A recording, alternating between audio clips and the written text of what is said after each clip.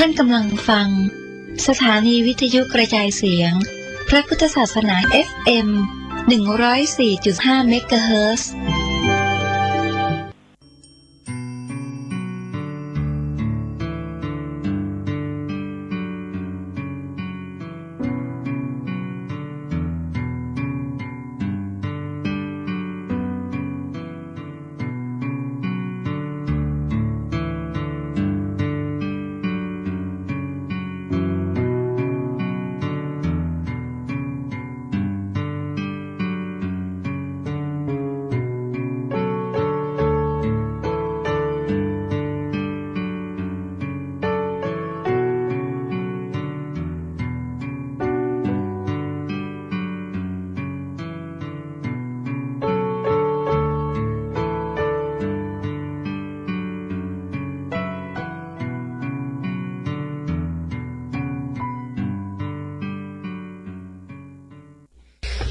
ที่เราสวดไปซึ่งเมื่อวานนี้เราพูดถึงว่าเรื่องปฏิบัติกรรมฐานเพื่ออะไรเพื่อไม่ให้มีจิตนะ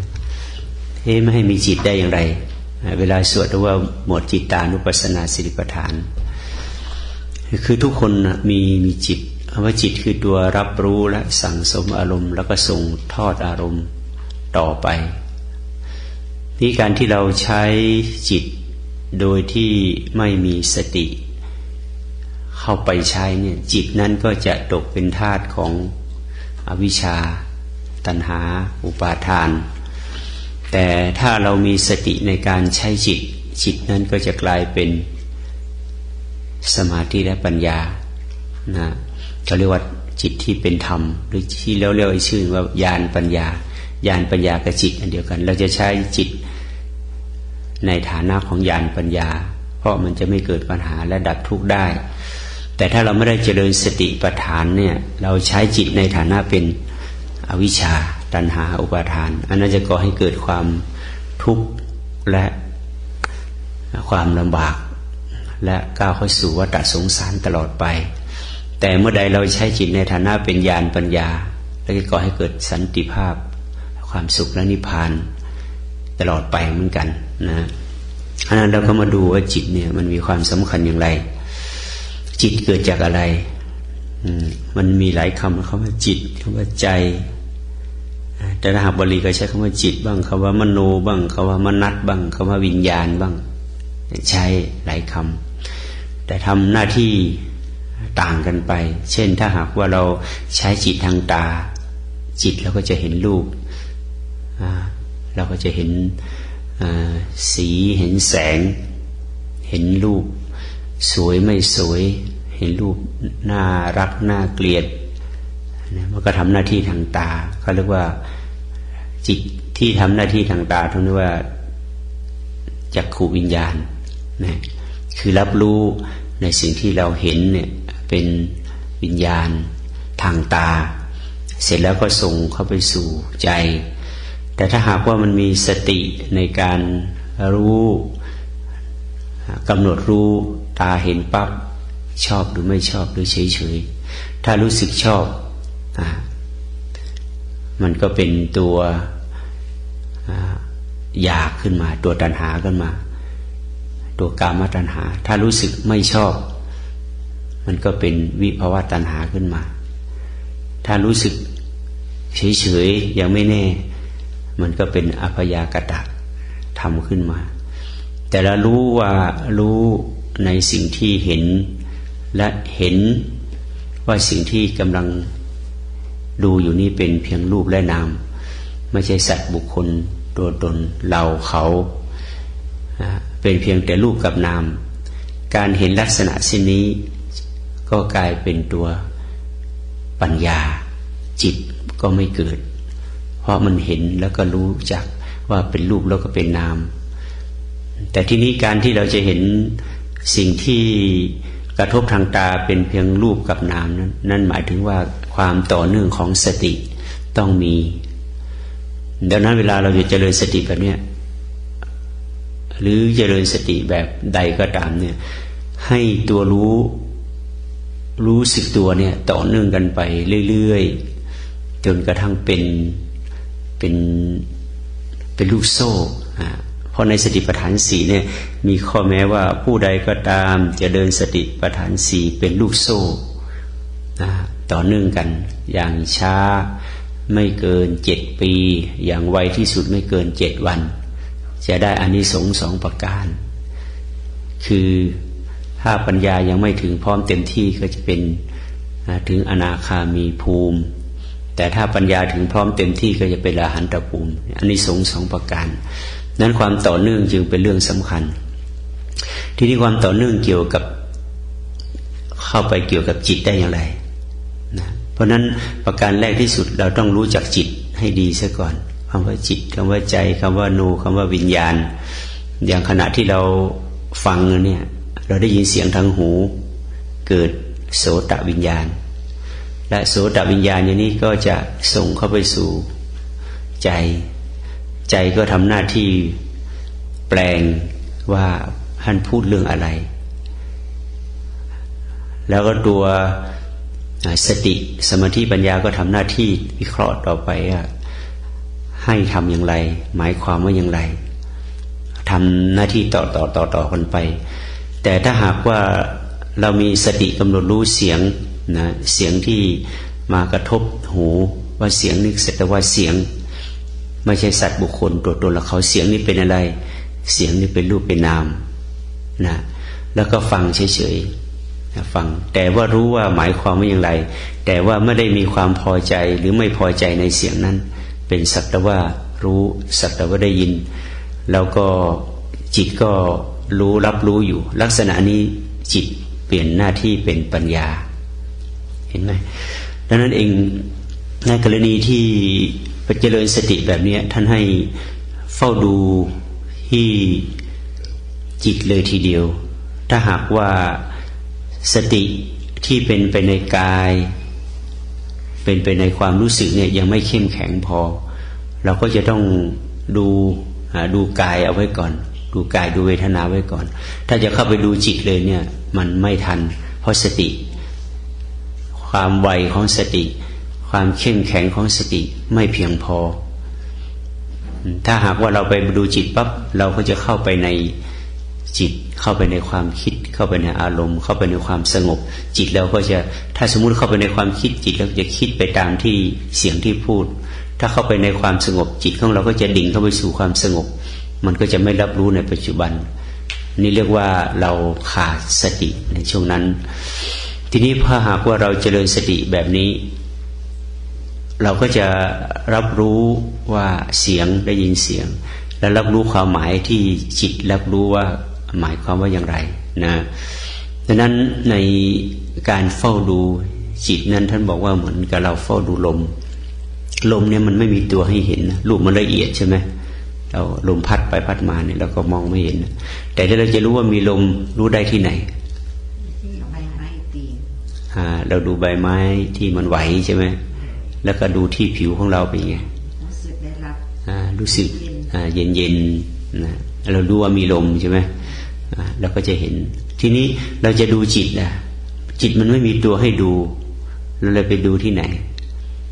มันก็สัมผัสรู้สึกเย็นไม่อะไรมันไหวบ้างตามันพับขึ้นพับลงนี่เพราะอะไรมันไหวแล้วใช่ไหมเหมือนใบไม้แล้วเวลาพูดปากเป็นไงพเยอะพยาบไหวตามจังหวะของก็เหมือนใบไม้ไหวใช่ไหมแล้วยกมือเนี่ยอะไรไหวมือไหวแต่ว่าจิตเนี่ยก็เหมือนใบไม้ที่มันไหวอยู่เรารู้ว่าอันนี้คือจิตละจิตของเราไหวไปไหวมาอาการรับรู้การเคลื่อนไหวทั้งหมดนี่เราเหมือนกันเห็นอาการที่ลมกำลังพัดต้นไม้ใช่ไหมแล้วในขณะเดียวกันเรารู้อาการไหวเนี่ยในร่างกายของเรารู้สึกไหมรู้สึกเย็นแล้วนอนแข็งเข่งตึงรับรู้ได้ใช่ไหมก็เหมือนลมมาถูกตัวเรารู้สึกเย็นรู้สึกสบายหรือไม่สบายเราจะรับรู้ได้ที่ภายนอกเรารับรู้ที่รูปภายในเรารับรู้ที่นามเรารับรู้การมีของจิตคือรู้ที่รูปกับนามเหมือนกับการรับรู้ของลมรับรู้ที่การเคลื่อนไหวของต้นไม้ใบหญ้าและการรับรู้ที่อาการของเราที่สัมผัสกับ เย็นร้อนอ่อนแข็งใช่ไหมเหมือนอย่างนั้น เพราะนั้นการรับรู้การมีอยู่ของจิตคือการรับรู้ทางรูปกับนามการรับรู้ทางรูปดูอาการที่มันเคลื่อนมันไหวทางตาทางหูทางจมูกทางลิ้นทางกายทุกส่วนรับรู้การมีอยู่ของนามก็รับรู้ของความมีเวทนาเย็นร้อนอ่อนแข็งเข่งตึงจึงไปเป็นจิตตานุปัสสนาเข้าใจไหม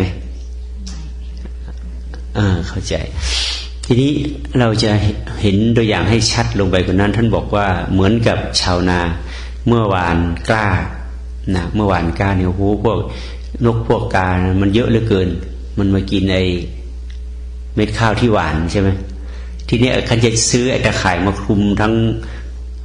นาเลยมันจะไหวไหมไม่ไหวจะทำยังไงไม่ให้นกให้กามากินเม็ดข้าวเขาก็เอาฟางมามัดเป็นหุ่นใช่ไหมมัดเป็นหุ่นแล้วก็เอาเสื้อเอาผ้ามาคลุมแล้วก็ไปห้อยไว้ที่กลางตะกร้ามัดเหมือนเบ็ดทีนี้เวลาลมพัดมาไอ้หุ่นนี่เป็นยังไงมันก็ดิ่งไปดิ่งมาทีนี้ไอ้นกกามาเห็นมันก็นึกว่าคนไล่ยืนโย่มันก็ไม่เข้าไปแล้วทีนี้นี่วิธีการป้องกันชั้นใดก็ดีรูปเนี่ยเหมือนกับหุ่นฟางที่ถูกมัดเอาไว้งั้นนามเหมือนกับลมที่มันมาพัดกับไอ้ตัวหุ่นฟางนั้นแล้วก็กิเลสมันก็เหมือนนก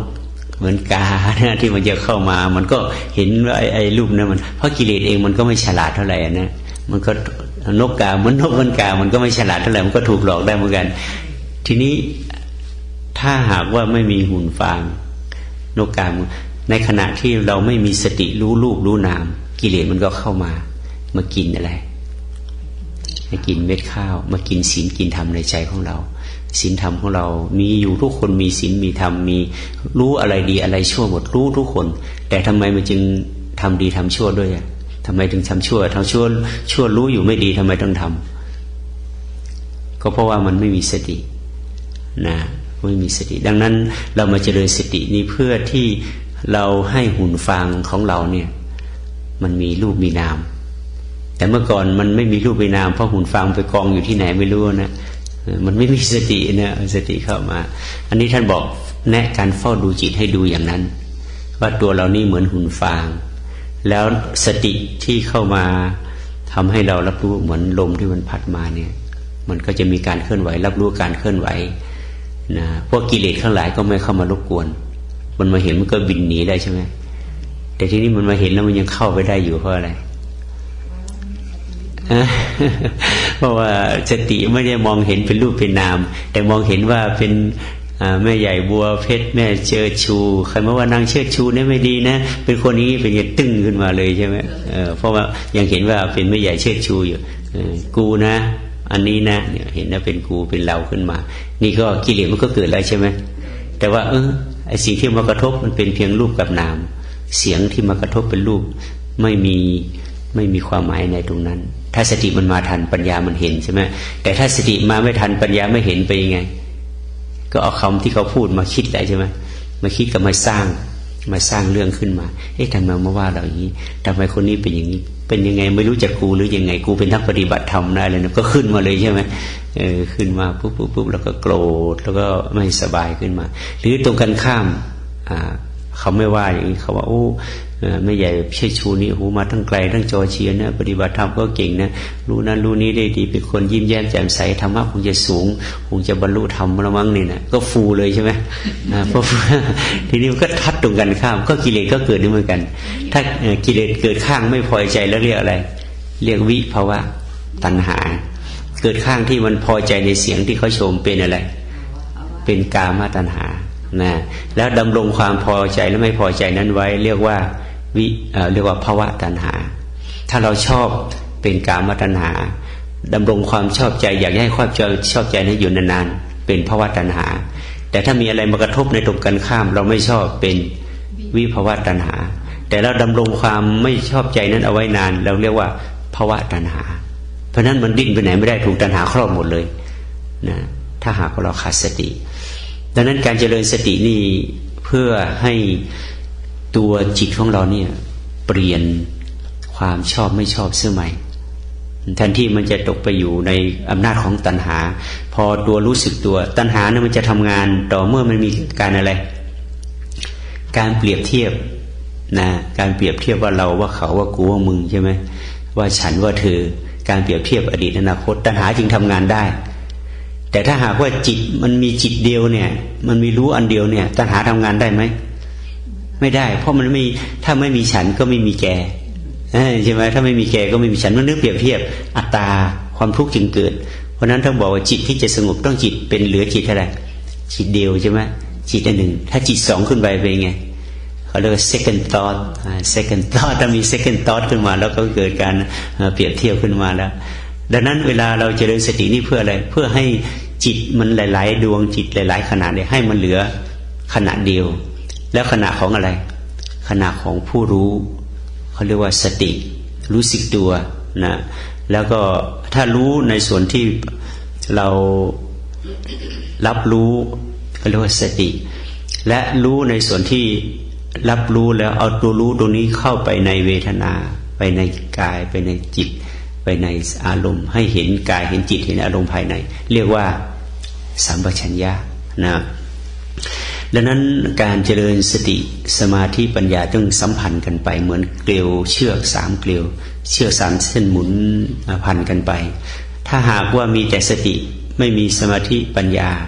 ก็เหมือนเชือกเกลียวเดียวขาดง่ายใช่ไหมถ้าหากว่าเจริญสติแล้วทั้ง3อย่างเกิดขึ้นพร้อมกันก็เป็นสัมมาสตินะดังนั้นเองการเจริญสติแบบนี้เราก็จะต้องดูกายให้เป็นดูเวทนาให้เป็นดูจิตให้เป็นทีนี้อีกตัวอย่างหนึ่งการเฝ้าดูจิตเมื่อกี้เราพูดถึงเรื่องของหุ่นฟางเป็นตัวป้องกันนกได้ก็เหมือนกายนี้ถ้ามีสติสัมปชัญญะปัญญาสามารถป้องกันกิเลสได้ความอวิชชาตัณหาอุปาทานมันจะไม่เกิดเพราะมันกลัวนะแต่ถ้าเมื่อใดเราไม่สามารถที่จะเอารูปความรู้สึกที่เป็นสติเป็นรูปเป็นนามเข้ามาอยู่กับหุ่นฟางตัวนี้ได้กิเลสมันก็เกิดของมันโดยธรรมชาตินะอีกตัวอย่างหนึ่งอันนี้ตัวอย่างในครั้งพุทธกาลมีหลวงพ่อหนึ่งท่านไปบวชเขาชื่อท่านพระสังฆรักขิตะท่านพระสังฆรักขิตะนี่พอบวชแล้วท่านบวชในตอนแก่ท่านก็ตั้งใจปฏิบัติสติปัฏฐานจนสามารถบรรลุเป็นพระอรหันต์ได้ทีนี้ท่านก็นึกถึงหลานของท่านว่าหลานของท่านนี่โตมาเนี่ยพ่อแม่มันไม่อยู่มันก็จะทุกข์ยากลำบากเพราะฉะนั้นเอาหลานมาบวชนะก็เอาหลานมาบวชบวชเสร็จแล้วก็หลานก็ทำหน้าที่ดูแลท่านก็สอนวัดปฏิบัติอะไรฝึกฝนไปทีนี้วันหนึ่งหน้าร้อนหลานก็มาถวายงานพัดให้หน้าร้อนนะทีนี้หลานนี่ยังไม่ได้ฝึกฝนปฏิบัติทางด้านกรรมฐานก็มานึกเราก็เป็นหนุ่มอยู่หลวงลุงท่านก็นั่งสมาธิไปเราก็เป็นหนุ่มอยู่ถ้าจะบวชอย่างนี้แบบหลวงลุงนี่จะไหวหรือนะจริงท่านบอกว่าคิดไปเรื่อยๆว่าถ้าเราอยู่กับหลวงลุงสักพักหนึ่งเราก็จะสึกไปเราก็ไปหาลูกหาเมียนะมีสาวสวยๆเราแต่งงานเสร็จแล้วพอแต่งงานเรามีลูกสักคนหนึ่งพอลูกเกิดมาพอไปไหนมาได้ก็จะพาเมียพาลูกมาเยี่ยมหลวงลุงนะหลวงลุงที่นี่ระหว่างทางเนี่ยก็อุ้มลูกมันหนักใช่ไหมก็ต้องเปลี่ยนกันอุ้มกับเมียทีนี้ถ้าเราให้เมียรับเมียอุ้มนานแล้วก็เปลี่ยนให้เราอุ้มมาเปลี่ยนไปถ้าเมียมันไม่รับลูกมันก็หนักแล้วก็หนักเราก็จะทะเลาะกับเมียแล้วอาจจะตบเมียเนี่ยขณะที่คิดว่าตบเมียเนี่ยก็เราก็ใบพัดที่พัดหลวงลุงอย่าตีหัวลุงโป๊ะเข้าไปเลยไม่หัวลุงลุงก็บอกว่าเนนกำลังคิดอะไรอยู่หลวงลุงก็เล่าความคิดของเนนให้ฟังอีกทีหนึ่งใช่ไหมเพราะหลวงลุงรู้หมดว่าเนนคิดอะไรเพราะท่านเป็นพระอรหันต์นะรู้ใจเนนก็ตกใจจะวิ่งหนีหลวงลุงบอกว่าไม่ต้องวิ่งหนีบอกว่าเธอเห็นไหมว่าถ้าหากว่าเธอไม่อยู่กับตัวเองเนี่ยจิตมันก็จะไปสร้างอดีตสร้างอนาคตขึ้นมาล่องลอยไปตลอดอันนั้นเขาเรียกว่าวัฏฏะสงสาร เพราะฉะนั้นหลังจากนั้นหลวงลุงก็สอนกรรมฐานให้ก่อนหน้าไม่ได้สอนท่านก็รอถึงให้เห็นให้เนนเนี่ยได้เห็นตัวอย่างชัดๆซะก่อนว่าคนเราอยู่ที่นี่ก็จริงแต่ว่าจิตไม่ได้อยู่ที่นี่เพราะจิตมันก็จะไปสร้างเรื่องสร้างราวอะไรมาเสร็จแล้วจิตเนี่ย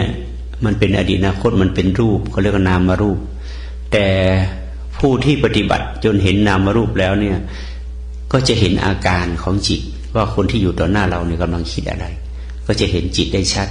แล้วก็สามารถบอกเราได้ดังนั้นเองในชีวิตประจำวันของเราก็เป็นอย่างนั้นใช่ไหมบางครั้งเราก็ทำงานอยู่จิตเราไปไหนไม่รู้เพลินไปเสร็จแล้วอันนั้นแหละเราเข้าไปอยู่ในความคิดการเข้าไปอยู่ในความคิดแล้วเข้าไปอยู่ในวัฏสงสารอันนั้นคือตัวที่มาของทุกข์เหตุเกิดทุกข์ที่เราจะดับยังไงพอเนนได้สติปั๊บเนี่ยลุงก็บอกว่าเนนถ้าหากว่าเรา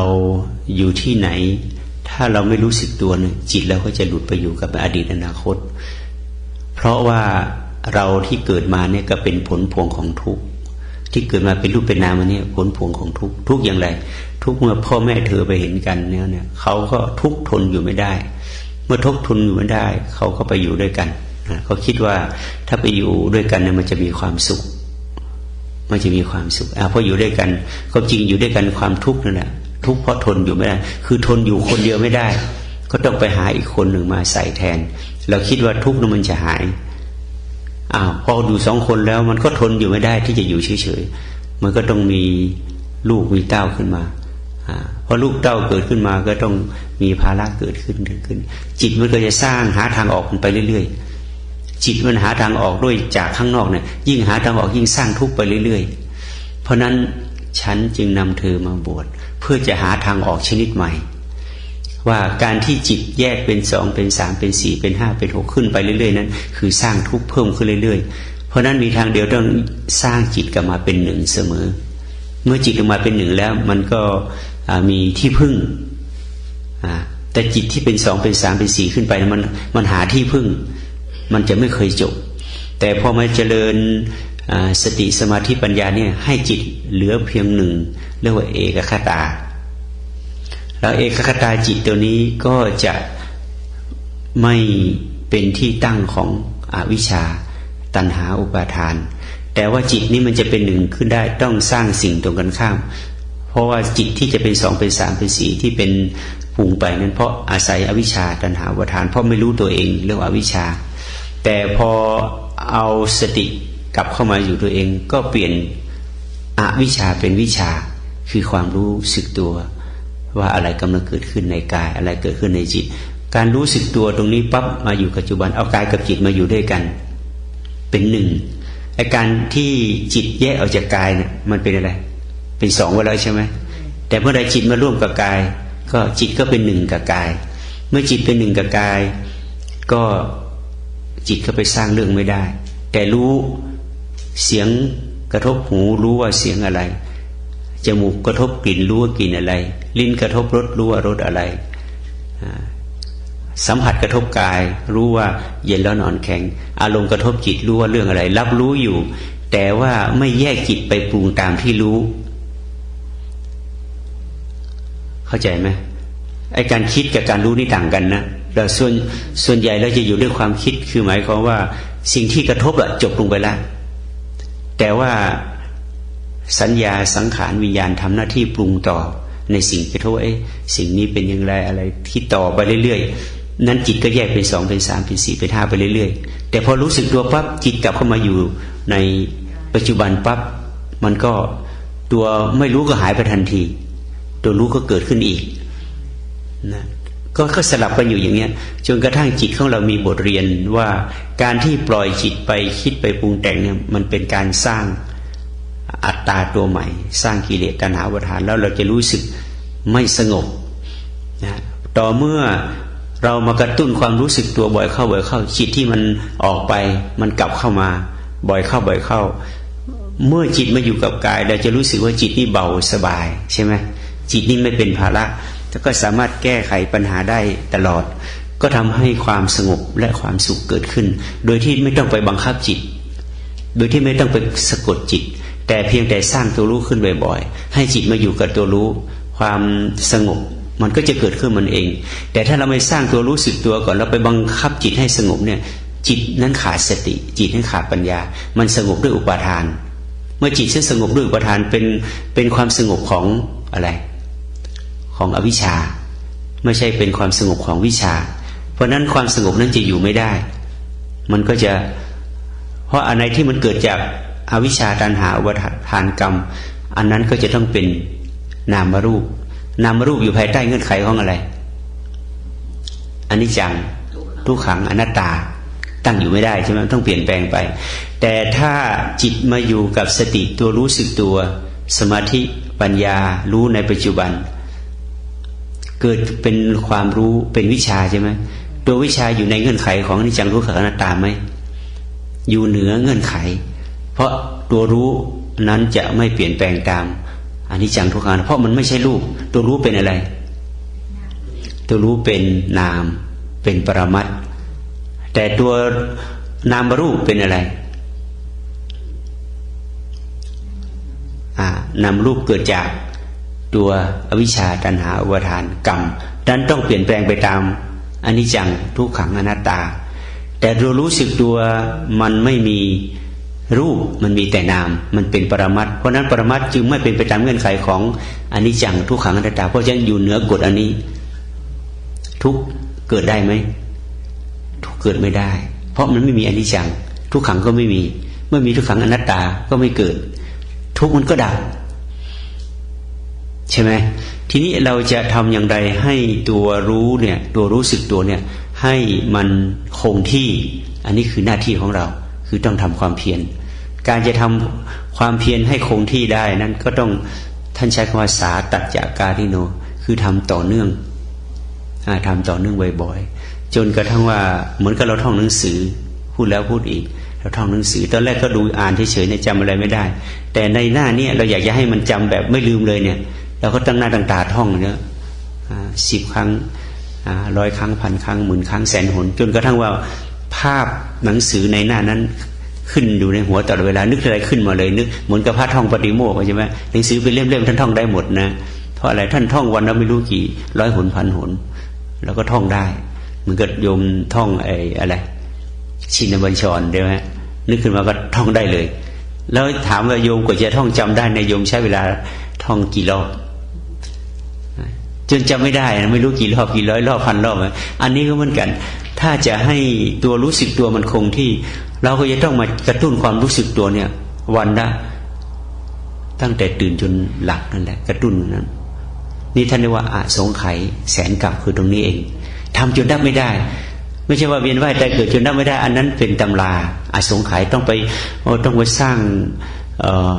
บารมี4 อสงไขยแสนกลับถึงสามารถจะบรรลุธรรมได้ท่านก็พูดถูกนะแต่เราไปคิดว่าอสงไขยแสนกลับคือตายแล้วตายอีกตายแล้วตายอีกจนนับไม่ได้แต่ความจริงคือมาสร้างตัวรู้สึกตัวเนี่ย4 อสงไขยแสนกลับ4 อสงไขยคืออะไรก็อริยสัจ 4นั่นเองนะให้กำหนดรู้ทุกข์จนนับไม่ได้ให้กำหนดรู้เหตุเกิดทุกข์จนนับไม่ได้ให้กำหนดรู้การดับทุกข์จนนับไม่ได้ให้กำหนดรู้มรรควิธีการดับทุกข์จนนับไม่ได้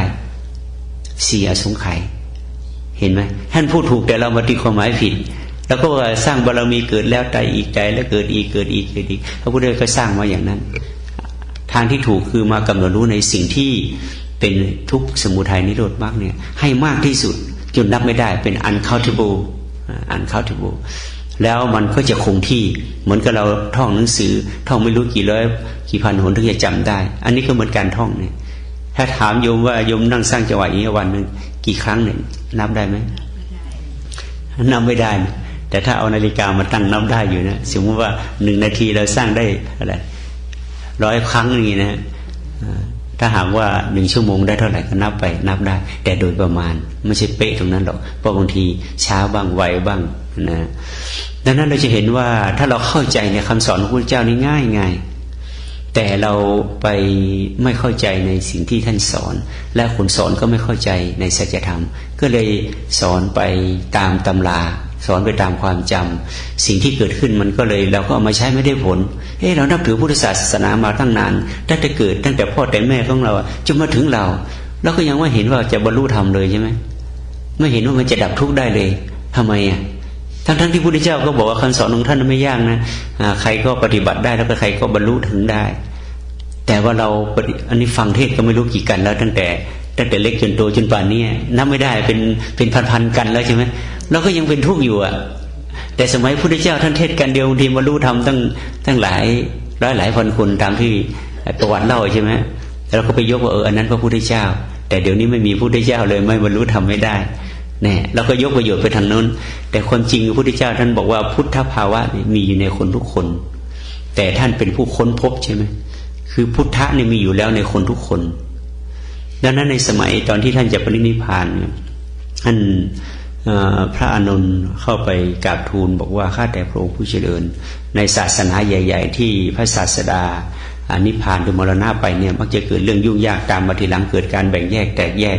เพราะฉะนั้นพระองค์คนที่จะตั้งพระเถระผู้ใหญ่รูปใดรูปหนึ่งขึ้นมาทำหน้าที่เป็นศาสดาแทนพระพุทธเจ้าตรัสว่าไงว่าดูก่อนอานนท์ธรรมและวินัยใดที่เราตถาคตได้แสดงไว้ในที่ต่างๆธรรมและวินัยนั้นจะเป็นศาสดาแทนเราในกาลที่เราล่วงไปแล้วนี่ธรรมคืออะไรวินัยคืออะไรธรรมคือปัญญาวินัยคือสติถ้าจะบอกว่าสติปัญญาใดที่มีอยู่ในใจมนุษย์สติปัญญานั้นคือศาสดาคือตัวเรามนุษย์ทุกคนมีสติปัญญาไหมมีแต่ว่ามันจะเป็นสัมมาสติหรือมิจฉาสติมันจะเป็นสัมมาปัญญาหรือมิจฉาปัญญานะดังนั้นหน้าที่ของเราที่เรามาปฏิบัติมาอบรมนี้เพื่อเปลี่ยนมิจฉาสติให้เป็นสัมมาสติเปลี่ยนมิจฉาปัญญาให้เป็นสัมมาปัญญาเท่านั้นเองเมื่อเมื่อใดเราเปลี่ยนมิจฉาสติให้เป็นสัมมาสติพระพุทธเจ้าก็เกิดขึ้นแล้ว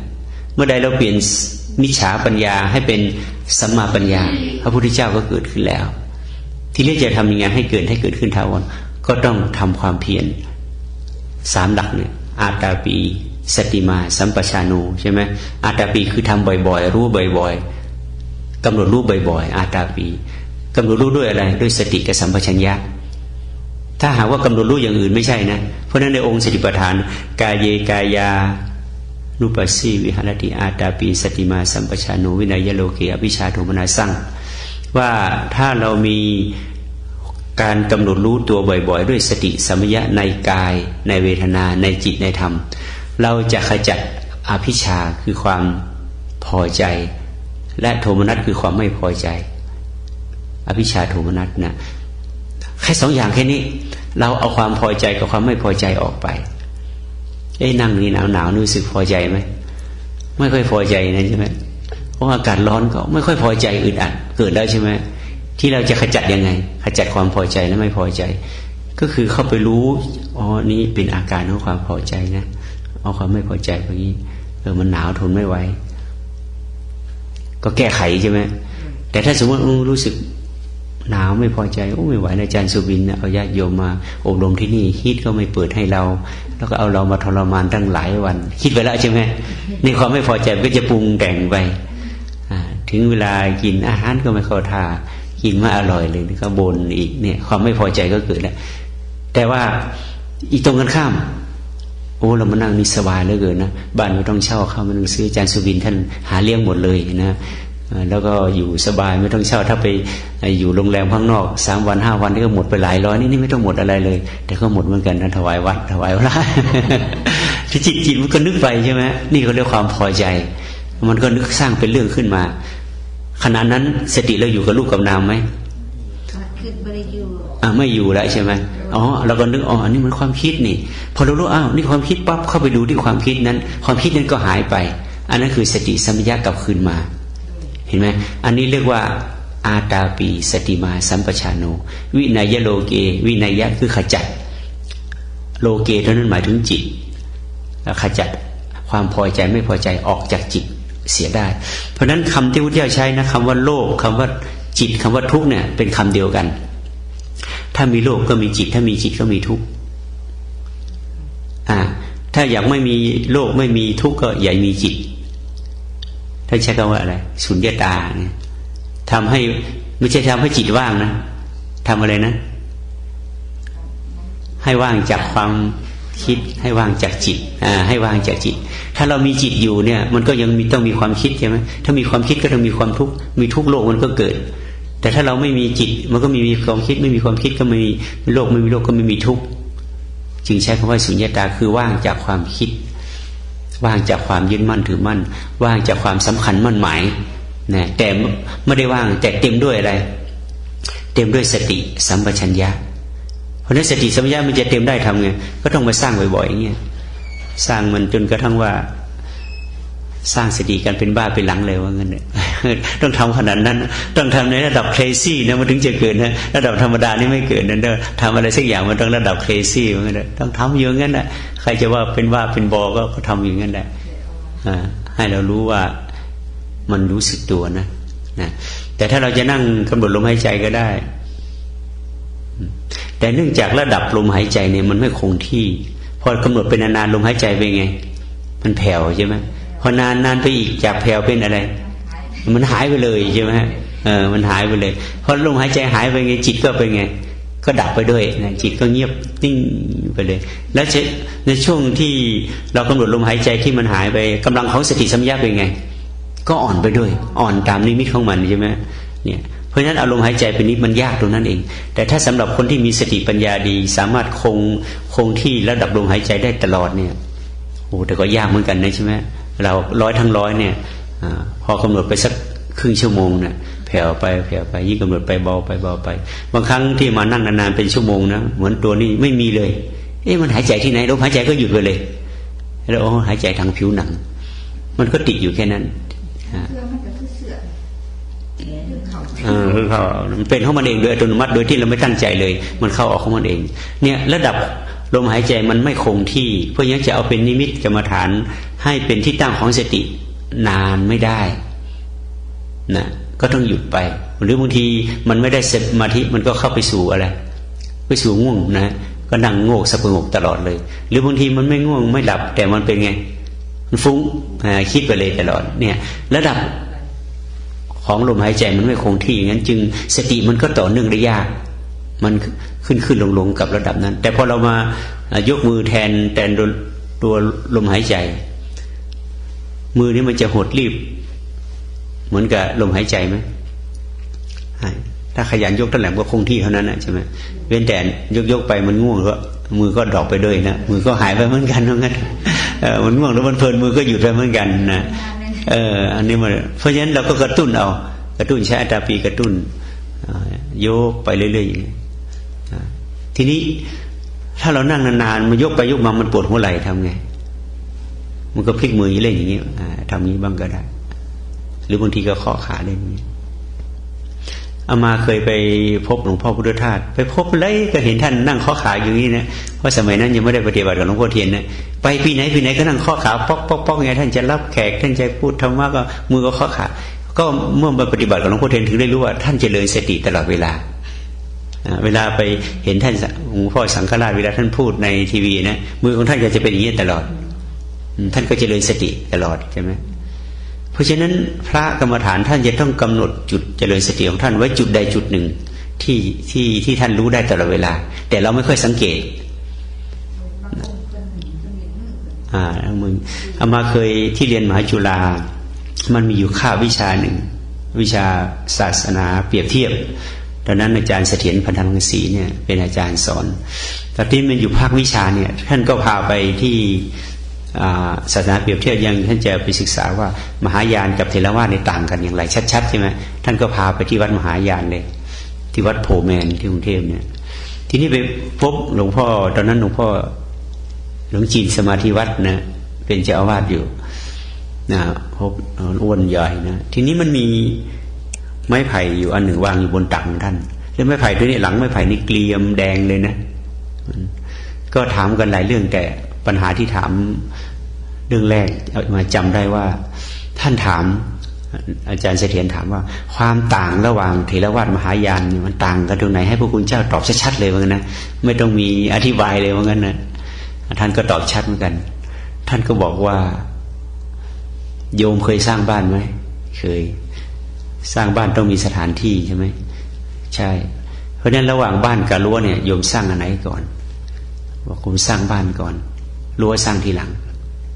ท่านบอกฉันใดก็ดีมหายานเนี่ยสร้างบ้านก่อนรั้วแต่เถรวาทเนี่ยสร้างรั้วก่อนบ้าน ท่านตอบไปตรงนี้เลยนะก็มาขยายความทีหลังบอกว่าเถรวาทเนี่ยจะสอนกันเรื่องศีลก่อนคือรั้วนะคือรั้วสร้างรั้วก่อนสอนเรื่องศีลว่าศีล 5 ศีล 8 ศีล 227เนี่ยต้องรักษาศีลให้ได้ก่อนถ้าคุณรักษาศีลไม่ได้คุณบวชไม่ได้ใช่ไหมอันนี้คือสร้างรั้วก่อนแต่มหายานบอกว่าเจริญกรรมฐานก่อนทำกรรมฐานเป็นแล้วก็ค่อยมาบวชใช่ไหมคือสร้างบ้านคือหมายถึงสร้างที่อยู่ของจิตก่อนเมื่อจิตมีที่อยู่แล้วการเข้ามาบวชมันก็ง่ายที่ท่านอธิบายตรงนี้เองแต่ถ้าเถรวาทเนี่ยต้องคุณไปท่องไปรักษาศีลให้ได้ก่อนอย่างน้อยคุณต้องมีศีล 5พอศีล 5ได้แล้วคุณมารักษาศีล 8พอรักษาศีล 8แล้วก็มารักษาศีล 10รักษาศีล 10แล้วก็มารักษาศีล 227ถ้าทำศีลไม่ได้คุณอย่าเพิ่งทำกรรมฐานอันนี้คือเถรวาทนะแต่มหายานนะเข้ามาทำกรรมฐานก่อนพอทำกรรมฐานเสร็จแล้วกรรมฐานรักษาจิตเป็นแล้วค่อยเข้ามาบวชนี่ท่านตอบชัดมากเลยที่อาจารย์เสถียรก็เล็งไปเห็นไม้ไผ่อยู่บนตักท่านก็ถามท่านเอาไม้ไผ่นั้นทำเอาไว้ทำอะไรบอกว่าที่ทำกรรมฐานเอาทำยังไงคือมือของท่านจะลูบอยู่บนไม้ไผ่เนี่ยตลอดท่านว่าลูบมาประมาณ20 ปีแล้วนานถึงว่าหลังไม้ไผ่นี่มันแดงมันเป็นร่องลงไปเลยอ่ะลูบนั่นคือที่ทำกรรมฐานของท่านมันก็เหมือนสร้างจังหวะอย่างนี้ใช่ไหมแต่ถ้าท่านใช้หลังไม้ไผ่ตรงนั้นดังนั้นเราจะเห็นว่าแต่ละครูบาอาจารย์จะมีอุบายของใครมันโดยเฉพาะสติปัฏฐาน4ถ้าใช้การเคลื่อนไหวเนี่ยมันไม่เสี่ยงต่อการไปติดสงบไม่เสี่ยงต่อการง่วงไม่เสี่ยงต่อนิวรณ์แต่สำหรับคนมีสติปัญญาระดับขั้นอัจฉริยะนะท่านใช้อุบายไหนก็ได้ใช้อานาปานก็สำเร็จใช้วิธีไหนก็สำเร็จเพราะสติปัญญาท่านสูงอยู่แล้วแต่คนระดับเราท่านเนี่ยเราไม่รู้ว่าสติปัญญาเราเท่าไหร่ใช่ไหมเราก็เอาวิธีที่มันเห็นง่ายๆไว้ก่อนนะใช่ไหมอาจจะง่ายไปหายากตามลำดับนะแต่ผู้ที่มีสติปัญญาสูงท่านจะไปเริ่มต้นที่ยากก็ได้ที่ง่ายก็ได้ท่านก็ไปได้อยู่ดีเพราะบารมีท่านสั่งสมมาก่อนนะทีนี้เรานี่ก็ไม่รู้ว่าสั่งสมบารมีมาแค่ไหนเพียงไรก็รู้ว่าปฏิบัติมาขนาดนี้มันยังไม่ไปไหนเลยก็แสดงว่ามันก็ได้สั่งสมมากเลย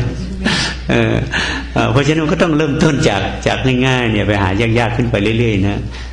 ที่ว่าลมหายใจที่เราทำไม่ได้วันหนึ่งมันจะทำได้แล้วก็ไม่ได้ทำแบบกำหนดแบบบังคับเลยพอสติเราเข้มแข็งแล้วลมหายใจเราจะรู้เข้าออกเองเพราะลมหายใจก็เป็นส่วนหนึ่งของการเคลื่อนไหวแต่เป็นการเคลื่อนไหวที่ละเอียดอ่อนใช่ไหมการเคลื่อนไหวของการพับตาอ้าปากหายใจเลี้ยวซ้ายไหล่ขวาก้มเงยหยิบจับฉวยเนี่ยมันก็เป็นการเคลื่อนไหวทั้งหมดแทนที่เราจะเอาการเคลื่อนไหวส่วนใดส่วนหนึ่งเป็น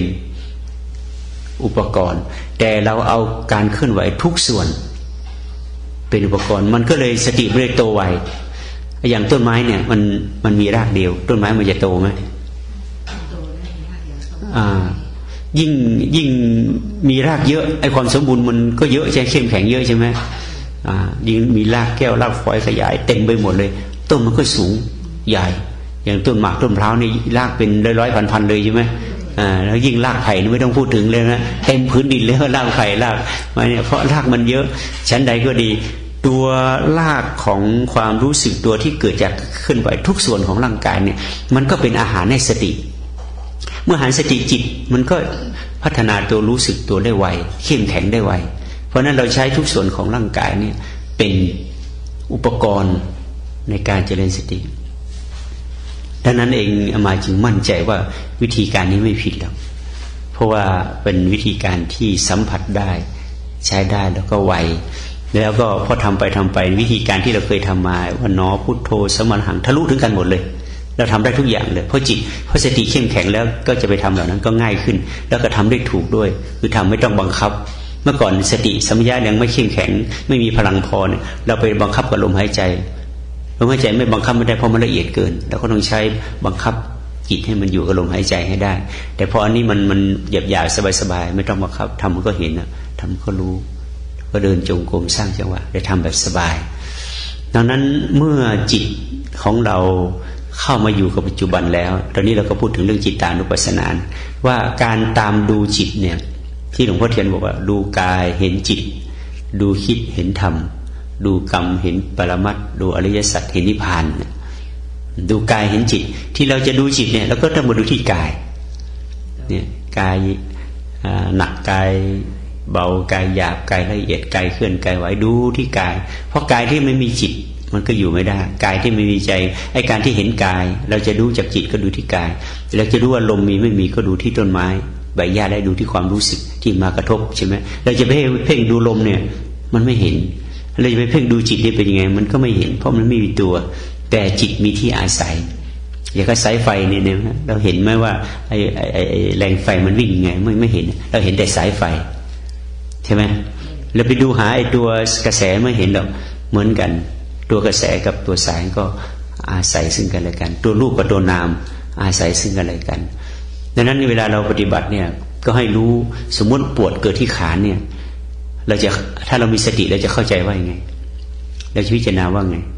อย่าเชื่อชูนั่งมานานๆมันปวดที่ขานุบๆเนี่ยเราจะพิจารณาว่าไงเรารู้สึกแล้วก็เปลี่ยนปวดโอ้ก็ต้องพิจารณาก่อนอย่าเปลี่ยนเลยไม่ทันถ้าเปลี่ยนเลยมันก็ไม่ได้ธรรมะจากมันนะนี่ต้องเบิ่งมันกันไอ้ช่วงที่เบิ่งจะเบิ่งว่ายังไงมันยังจะถือโอ้ยมันก็บีบเจ้าไปเรื่อยๆแล้ววงอย่างเส้น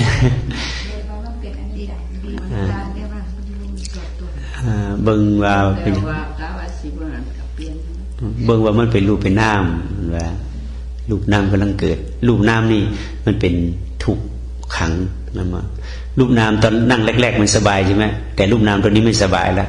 เพราะอะไรเพราะมันเปลี่ยนแปลงเพราะเปลี่ยนแปลงการเปลี่ยนแปลงต้องนำไปสู่อะไรเสมอการเปลี่ยนแปลงโดยธรรมชาติต้องนำไปสู่อนิจจังนำไปสู่ทุกขังใช่ไหม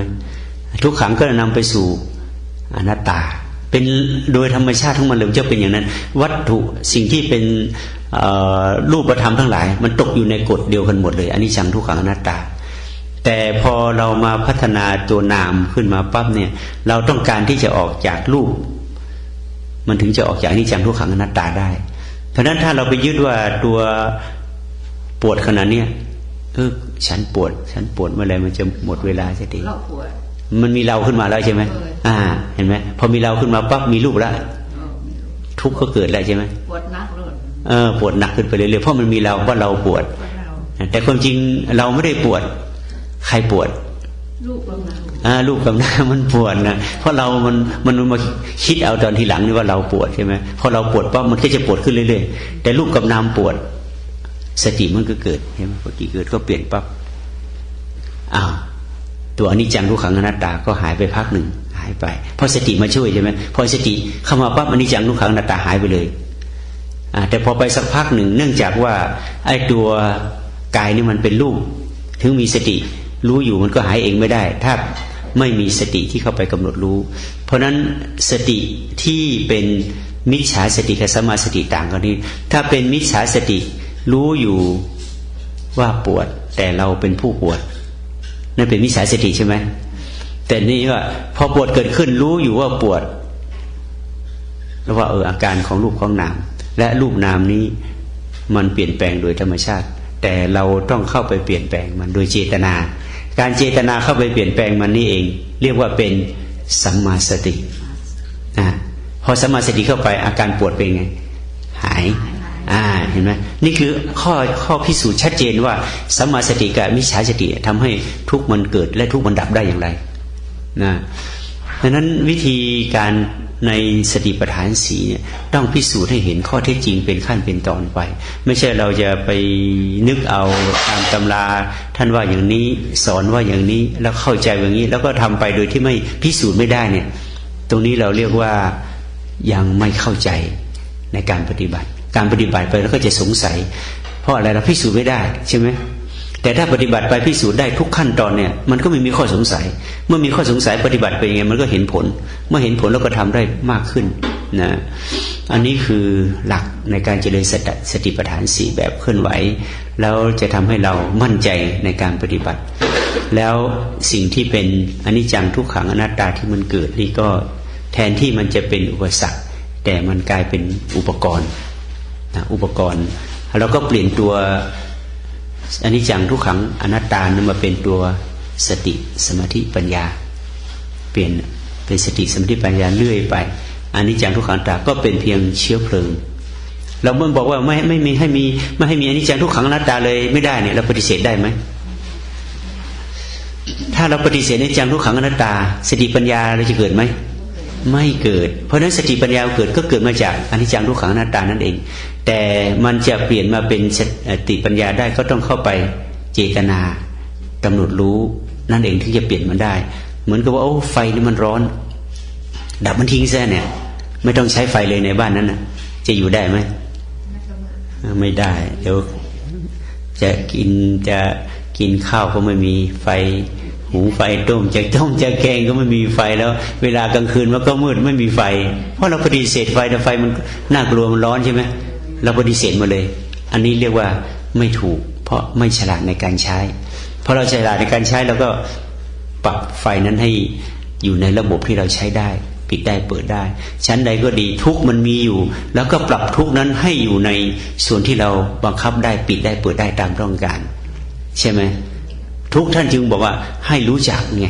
ทุกต้องกำหนดรู้ท่านบอกคุณต้องดับทุกนะคุณต้องหนีทุกนะคุณต้องทำลายทุกนะท่านไม่ได้บอกอย่างนั้นนะในอริยสัจทุกต้องคุณต้องศึกษาทุกคุณต้องรู้ทุกคุณต้องเข้าใจทุกคุณต้องใช้ให้เป็นใช่ไหมหน้าที่ที่หนึ่งของอริยสัจอะแต่ว่าเหตุเกิดของมันน่ะต้องดับเหตุทุกที่มันจะเป็นเหตุอ่ะอันนั้นให้ดับแต่ทุกที่มันจะเป็นอะไรทุกที่มันจะเป็นผลน่ะทำให้มันเกิดเข้าใจให้ดีนะเหตุเกิดทุกนั่นต้องดับ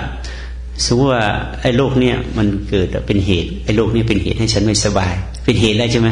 โอ้มันมีเหตุแล้วเนี่ยโอ้เรื่องเกิดมันมีเหตุแล้วอ๋อทุกเกิดแล้วมันมีเหตุเพราะนั้นต้องดับที่เหตุดับทุกที่มันจะเป็นเหตุแต่ทุกไหนที่มันไม่ใช่เหตุทุกที่เปลี่ยนแปลงแล้วเหมือนกับอาหารที่มันเสียเนี่ยมันจะเป็นเหตุใช่ไหมเป็นเหตุอะไร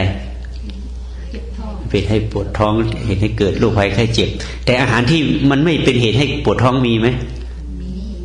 คืออาหารที่มันถูกปรุงมาตามอาหารนั้นแทนที่มันจะเป็นเหตุให้ท้องบูดท้องเสียใช่ไหมก็เป็น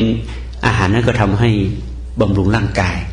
ทุกเหมือนกันทุกอันไหนที่จะเป็นเหตุให้เกิดเป็นให้เกิดความไม่สบายเนี่ยท่านว่าต้องดับมันนะคือต้องมาใช้นิโรธเนี่ยทุกต้องกำหนดรู้ต้องรู้จักต้องเข้าใจทุกปวดแข้งปวดขาเนี่ยต้องรู้ต้องเข้าใจใช้มันคือไฟในบ้านเนี่ยต้องเข้าใจใช้มันต้องปรับใช้มันถึงจะเป็นผลออกมาที่ดีนะทุกแล้วก็เหตุต้องละทุกที่จะเป็นเหตุให้เกิดไอ้ความไม่สบายกายไม่สบายต้องละต้องแก้ไขปวดขาเนี่ยมันไม่สบายก็ต้องละก็ต้องแก้ไขนะความยินดียินร้ายมันเป็นเหตุให้เกิดความคิดปรุงแต่งต่อไปต้องละความยินดียินร้ายอันนั้นนะแต่ความยินดียินร้ายที่ไม่เป็นเหตุให้เกิดปรุงแต่งมีไหมเช่นความยินดีในธรรมใช่ไหมธรรมปิติสุขังเสติก็เป็นความยินดีเหมือนกันใช่ไหมแต่เป็นความยินดีในธรรมแต่ความยินดีอันนี้ไม่เป็นเหตุให้เกิดทุกข์ยินดีได้ความยินร้ายเป็นเหตุให้เกิดธรรมมีไหมเช่นต้องพิสูจน์นะความยินร้ายเป็นเหตุให้คือความยินร้ายที่มันเกิดเช่นความยินร้ายทางกาย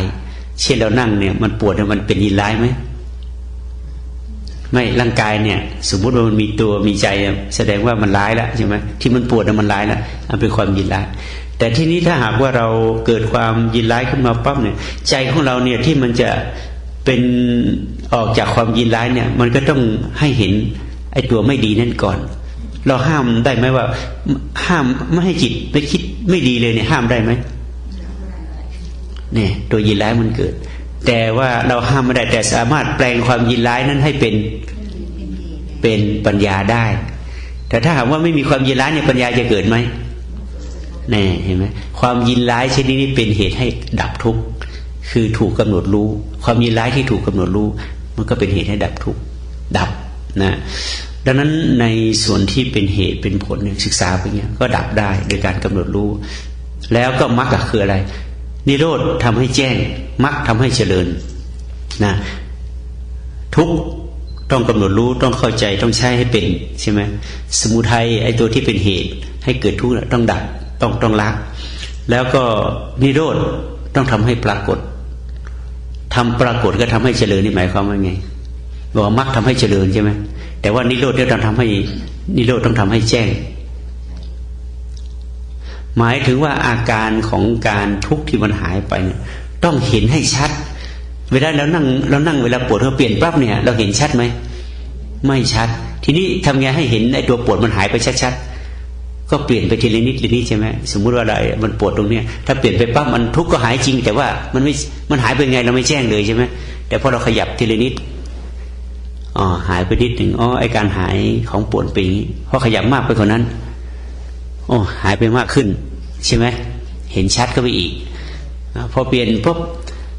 ความปวดเมื่อกี้หายไปสิ้นเชิงเลยนี่เห็นอาการเหล่านั้นหายไปชัดๆเขาเรียกว่านิโรธอันนี้อาการทางกายนะอาการทางจิตเหมือนกันเมื่อกี้เราคิดฟุ้งซ่านเต็มหัวเลยทีนี้พอเอาสติเข้าไปเฝ้าดูอาการฟุ้งซ่านเมื่อกี้ค่อยดับไปนิดหายไปหมดเลยเห็นชัดเห็นอาการของหายไปของความคิดนั้นชัดนะเนี่ยเวลาเราสวดอะไรเมื่อกี้สราคังวาจิตตังสราคังจิตตันติปัชชาให้รู้ชัดว่าจิตมีราคะเมื่อจิตมีราคะให้รู้ว่าจิตมีราคะให้รู้ให้ชัดไอ้ตัวรู้ชัดๆนี่คือตัวนิโรธต้องทำให้แจ้งมรรคต้องทำให้เจริญทำไงคำว่าทำเจริญคือหมายความว่าทำให้บ่อยๆทำให้มากๆทำให้เยอะ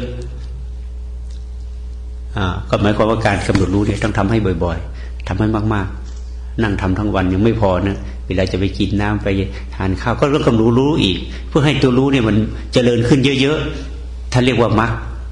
เมื่อมันเจริญขึ้นเยอะๆแล้วมันก็จะไปรู้ทุกข์ของมันเองมันจะไปรู้เหตุดับทุกข์ของมันเองมันจะรู้ไปดับทุกข์ของมันเองแล้วมันจะไปดับทุกข์ของมันเอง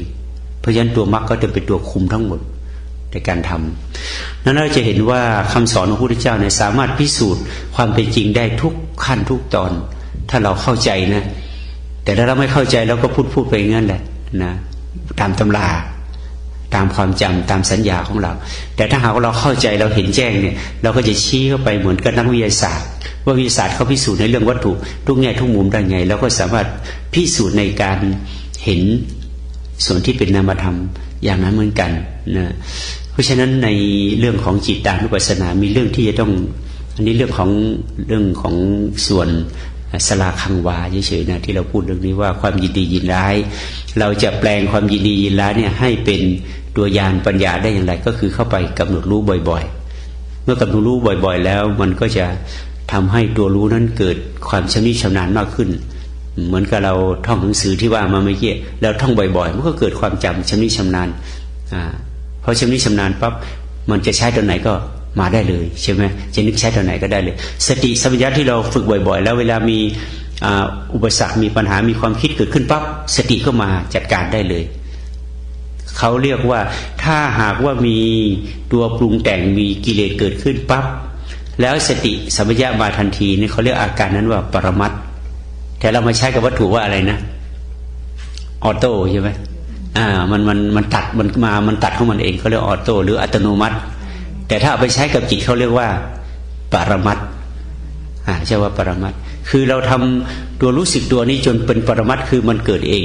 เป็นเองโดยที่ไม่ต้องคอยระลึกแต่ถ้าหากว่ายังไม่เป็นปรมัตถ์เวลาความคิดความโกรธเกิดขึ้นต้องคอยนึกหาสติใช่ไหมค่อยมากำหนดรู้ทีละนิดอันนั้นยังไม่เป็นปรมัตถ์แต่ถ้าสมมุติว่าพอเกิดความคิดเกิดการปรุงแต่งเกิดขึ้นปั๊บตัวรู้มันมาทันทีมันก็จัดการกันทันทีอันนั้นเขาเรียกว่าเป็นปรมัตถ์ตามระบบที่เป็นสภาวะธรรมดังนั้นระบบออโต้ทั้งหลายที่มาใช้ในวัตถุมันก็ได้มาจากระบบปรมัตถ์ของจิตนี่แหละหลวงพ่อฟังภาษาไทยออกอยู่ใช่ไหมอาจารย์ออกนะภาษาอังกฤษฟังใจเอานั่งหลวงพ่อนะเดี๋ยวค่อยคุยกันทีหลังนะเพราะฉะนั้นเรื่องนี้เราต้องทำความเข้าใจกันชัดๆเพราะในระหว่างวันตั้งแต่8 โมงถึง5 โมงเย็นเนี่ยเราไม่มีเวลามานั่งคุยกันแล้วทำอย่างเดียวพิสูจน์อย่างเดียวอะไรเกิดขึ้นเว้นแต่เราปฏิบัติไปแล้วมันเกิดข้อสงสัยแล้วไม่เข้าใจต้องถามนะถ้ามาที่นั่งอยู่เป็นเพื่อนก็เพื่ออะไรเพื่อจะให้มาถามแต่ปรากฏไม่เคยมีใครมาถามเราใช้อาตมาไม่ถูกตรงนี้นะ ที่นั่งเป็นเพื่อนนั่งให้ไปถามเวลาตรงนี้เป็นยังไงบางคนถามที่นั่งเป็นเพื่อนเพื่อที่จะให้มาถามว่าก็แสดงมีนักเรียนเก่งๆทั้งนั้นไม่ต้องถามครูเลยว่างั้นเถอะไม่ต้องถามครูเลยทำได้กันทะลุปูโป่งเลยครูก็สบายใช่ไหมครูก็สบายดังนั้นในช่วงเช้าวันนี้นะเราก็ได้ใช้เวลามาพอสมควรก็ขออนุโมทนาสาธุในความตั้งใจที่ได้ศึกษาและปฏิบัติแล้วก็พยายามที่จะตั้งใจต่อเนื่องให้เป็นเรียกว่าเป็นลูกโซ่ให้ได้เพราะตัวเป็นลูกโซ่ด้วยความสัจจะความต่อเนื่องก็สามารถที่จะทำจิตของเราได้เห็นจริงรู้แจ้งในสัจธรรมที่ควรรู้ควรเห็นด้วยกันทุกคนทุกท่านเถิด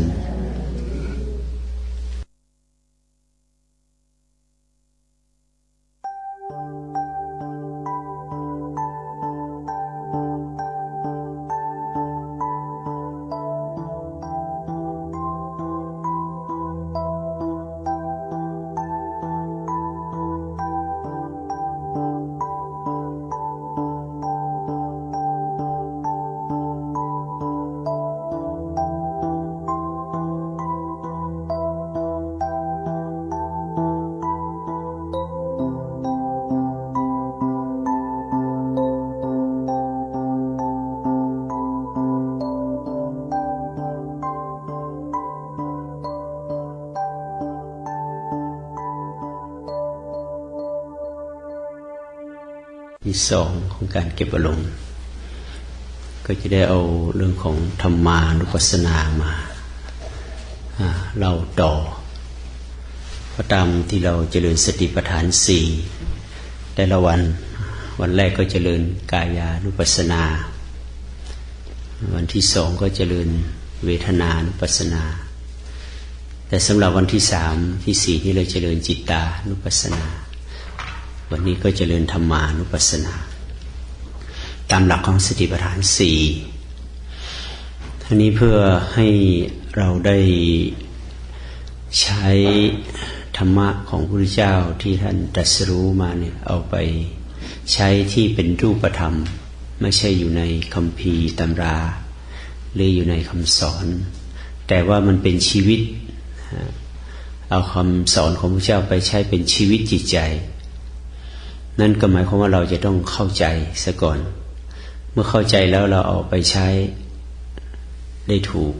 ก็เหมือนว่าเรามีพระพุทธเจ้าอยู่ใกล้ๆเราตลอดเวลามีพระพุทธเจ้าเป็นชีวิตจิตใจของเราตลอดเวลาเราก็จะมีความรู้ตื่นเบิกบานตลอดเวลานั่นเราเข้าถึงพระพุทธศาสนาได้โดยไม่ยากแต่ที่แล้วมานั้นเรายังไม่เข้าใจหรือเข้าใจแต่ว่ายังไม่ชัดแจ้งก็ทำให้เราใช้พระพุทธศาสนาเนี่ยยังไม่เป็นรูปธรรมดังนั้นการที่เรามาเข้าฤทธิ์ครั้งนี้ก็ถือว่าเป็นโชคดีที่เราได้ศึกษาหลายๆอย่างหลายๆเรื่องในเวลาเดียวกันเรื่องใช้เวลาแค่ไม่กี่วันเราก็เข้าถึงพุทธศาสนาได้ชัดเจนนะตามที่พิสูจน์ดูสำหรับวันนี้ที่เราพูดถึงเรื่องธรรมานุปัสสนาที่เราสวดเมื่อกี้นะเรื่องแรกของธรรมานุปัสสนาเนี่ย ท่านเอาเรื่องของ นิวรณ์ขึ้นก่อนนิวรณ์ทั้งห้าว่าในช่วงปฏิบัติเนี่ยทุกคนเนี่ยต้องเจอนิวรณ์ก่อนนะเจอตั้งตัวแรก ท่านใช้ว่ากามฉันทะกามฉันทะในธรรมานุปัสสนาไม่ได้หมายถึงตัวเรื่องของกามที่เป็นผลนะแต่พูดถึงกามที่เป็นเหตุกามที่เป็นเหตุคืออะไรกามที่เป็นเหตุก็คือเราอยากจะได้อย่างที่ใจเราคิดนะกามเป็นเหตุเช่นเรานั่งในอิริยาบถพับเพียบสักพักหนึ่ง เรารู้สึกไม่สบายแล้วก็อยากจะเปลี่ยนไปเป็นอิริยาบถอื่นลักษณะของความที่เราอยากถ้าสมมุติว่าเราอยากจะเปลี่ยนแล้วไม่ได้เปลี่ยนเนี่ยความอยากนั้นมันก็เป็นกามขั้นละเอียดนี่ถ้าหากว่าเราไปกำหนดรู้ความอยากจะเปลี่ยนนั้นขึ้นมา มันก็จะเห็นเห็นความอยากนั้นหายไปเราก็สามารถที่จะยืดความอยากยืดความไม่อยากนี่ออกไปคือหมายถึงว่าเราสามารถทนได้แต่ถ้าว่าเราทนไม่ได้เราอยากจะเปลี่ยนแล้วเราก็ทุกข์ถ้าไม่ได้เปลี่ยนก็ทุกข์ถ้าเปลี่ยนแล้วก็สบายอย่างเนี้ยมันก็ตอบสนองเมื่อความอยากได้ตอบสนองแล้วมันก็สบายพอไปสักพักหนึ่งนั่งท่าขัดสมาธิไปสักพักหนึ่งรู้สึกมันไม่สงบแล้วก็อยากสงบพออยากสงบมันไม่สงบเราก็พยายามทำให้มันสงบความอยากมันไม่ถูกตอบสนองเราก็ถูกขัดแย้งนะแต่เมื่อเราได้สงบตามอยากมันถูกตอบสนองมันก็รู้สึกสบายนี่เพราะนั้นตัวอยากถูกตอบสนองนั้นเรียกว่าเป็นเราตอบสนองในความอยากแต่ถ้าหากว่าเราไม่ตอบสนองมันเราก็จะเห็นอาการที่ขัดแย้งขึ้นมาในใจนะดังนั้นในต้นเหตุของเบื้องต้นของกามคือความอยากเนี่ยเราก็จะต้องทำความเข้าใจให้ละเอียดตั้งแต่เป็นเหตุเล็กๆอย่างเงี้ยทีนี้พอเราอยากไปบ่อยเข้าถูกตอบสนองบ่อยเข้าความอยากนั้นก็มีกำลังเมื่อความอยากนั้นมีกำลังมันก็จะมีอำนาจเหนือเรานะเราทำอะไรได้อย่างใจทำอะไรได้ตามใจนั้นเขาเรียกว่าเป็นตัวกามชนิดหนึ่งที่เป็นเหตุของกามแล้วคนทั้งโลกก็ตกอยู่ในอำนาจของมันหมดทีนี้ในการเจริญสตินั้นท่านไม่ให้ทำตามความอยากให้ฝืนความอยากนะฝืนความอยากเอาอะไรมาฝืนก็เอาตัวดูตัวผู้รู้นี่แหละตัวผู้รู้ผู้เห็นซึ่งเราได้สร้างขึ้นมาสร้างตัวผู้รู้ขึ้นมาทุกคนมีตัวผู้รู้อยู่แล้วตัวรู้สึกตัวหรือตัว awareness เนี่ยมันมีอยู่แล้วแต่เนื่องจากมันไม่มีกำลังทำไมจึงไม่มีกำลังเพราะความอยากดึงไปเป็นธาตุของมันนะมันก็ไปตอบสนองความอยากนะเหมือนอาวุธถ้ามันไปอยู่ในมือของโจรมันก็ตอบสนองความต้องการของโจรถ้ามันอยู่ในมือของผู้ที่ป้องกันความปลอดภัยทหารตำรวจมันก็จะเป็นเครื่องมือของการรักษาความปลอดภัยในตัวสตินี่เหมือนกันถ้าหากว่าไม่มีกำลังหรือกำลังใช้กำลังไม่ถูกมันก็จะไปตอบสนองความอยากถูกตอบสนองความอยากนี่จะมีกำลังเรื่อยๆไปนะเพราะฉะนั้นกามฉันทะแต่เมื่อความอยากนี้ไม่ถูกตอบสนองเป็นยังไงมันก็เกิดพยาปาทะตัวที่สองคือขัดใจนะเมื่อไม่ได้ตามใจก็ขัดใจเขาเรียกพยาปาทานิวรณ์เช่นเราอยากจะเปลี่ยนเราไม่ได้เปลี่ยนเรานั่งท่านี้เราอยากจะเปลี่ยนเราไม่ได้เปลี่ยนความขัดใจก็ก่อตัวขึ้นทีละนิดเรียกว่าพยาปาทานิวรณ์และความขัดใจนี้เมื่อถูกขัดบ่อยเข้าก็ก่อตัวเป็นความเคืองใจความขุ่นใจความขัดเคืองขุ่นใจนี่เราเรียกปฏิฆะเอาความขัดเคืองขุ่นใจนี่ไม่ได้ตอบสนองบ่อยเข้าไม่เข้ามันก็กลายเป็นตัวพยาปาทะนิวรณ์เนี่ยถ้าพยาปาทะนี่ก็ก่อให้เกิดความโกรธรุนแรงขึ้นความโกรธก็มีอำนาจเนี่ยก็เป็นตัวที่สองที่ในชีวิตประจำวันของเรามีเมื่อเราได้ทำอะไรได้อย่างใจก็รู้สึกว่ามีความสุขแต่เมื่อไรไม่ได้อย่างใจเราก็รู้สึกว่าขัดใจเคืองใจความทุกข์ก็เกิดขึ้นก็เป็นตัวที่สองอย่างเราคุยกับใครมาขัดใจเราเนี่ยเรารู้สึกเคืองรู้สึกไม่สบายขุ่นใจทันทีนะแต่ถ้าใครก็ตามพูดคุยกันแล้วก็ตามใจเราทุกเรื่องตอบสนองเราทุกเรื่องลุยตามเราทุกเรื่องเรารู้สึกสนุกกับพูดกับคนนั้นเราพูดกันได้ทั้งวันแต่คุยกับใครก็ตามที่เราเขามีเหตุมีผลอะไรที่มาขัดใจเรารู้สึกจะคุยกันไม่ได้นานมีนิวรณ์ละนิวรณ์แปลว่าเครื่องกั้นในสิ่งที่เราต้องการกั้นไม่ให้ดำเนินต่อไปเรียกว่าขัดใจเคืองใจซึ่งมีอยู่ปกติแต่ว่าเราไม่เคยเห็นหรือเราไม่เคยทัดทานกับอำนาจของมันเพราะอะไรเพราะเราไม่ได้เจริญสติหรือเจริญสติเจริญปัญญาแต่ว่าสติปัญญาตัวนั้นไม่มีกำลังพอที่จะไปขัดขานทัดทานอำนาจของมันดังนั้นเองสติสมาธิปัญญาที่จะไปทัดทานอำนาจของนิวรณ์นั้นก็จะต้องทำให้มันมีกำลังเหนือกว่า ทีนี้สมมุติว่าตัวความอยากไม่ได้ถูกตอบสนองเกิดเป็นความขัดเคืองความขัดเคืองมันไม่ได้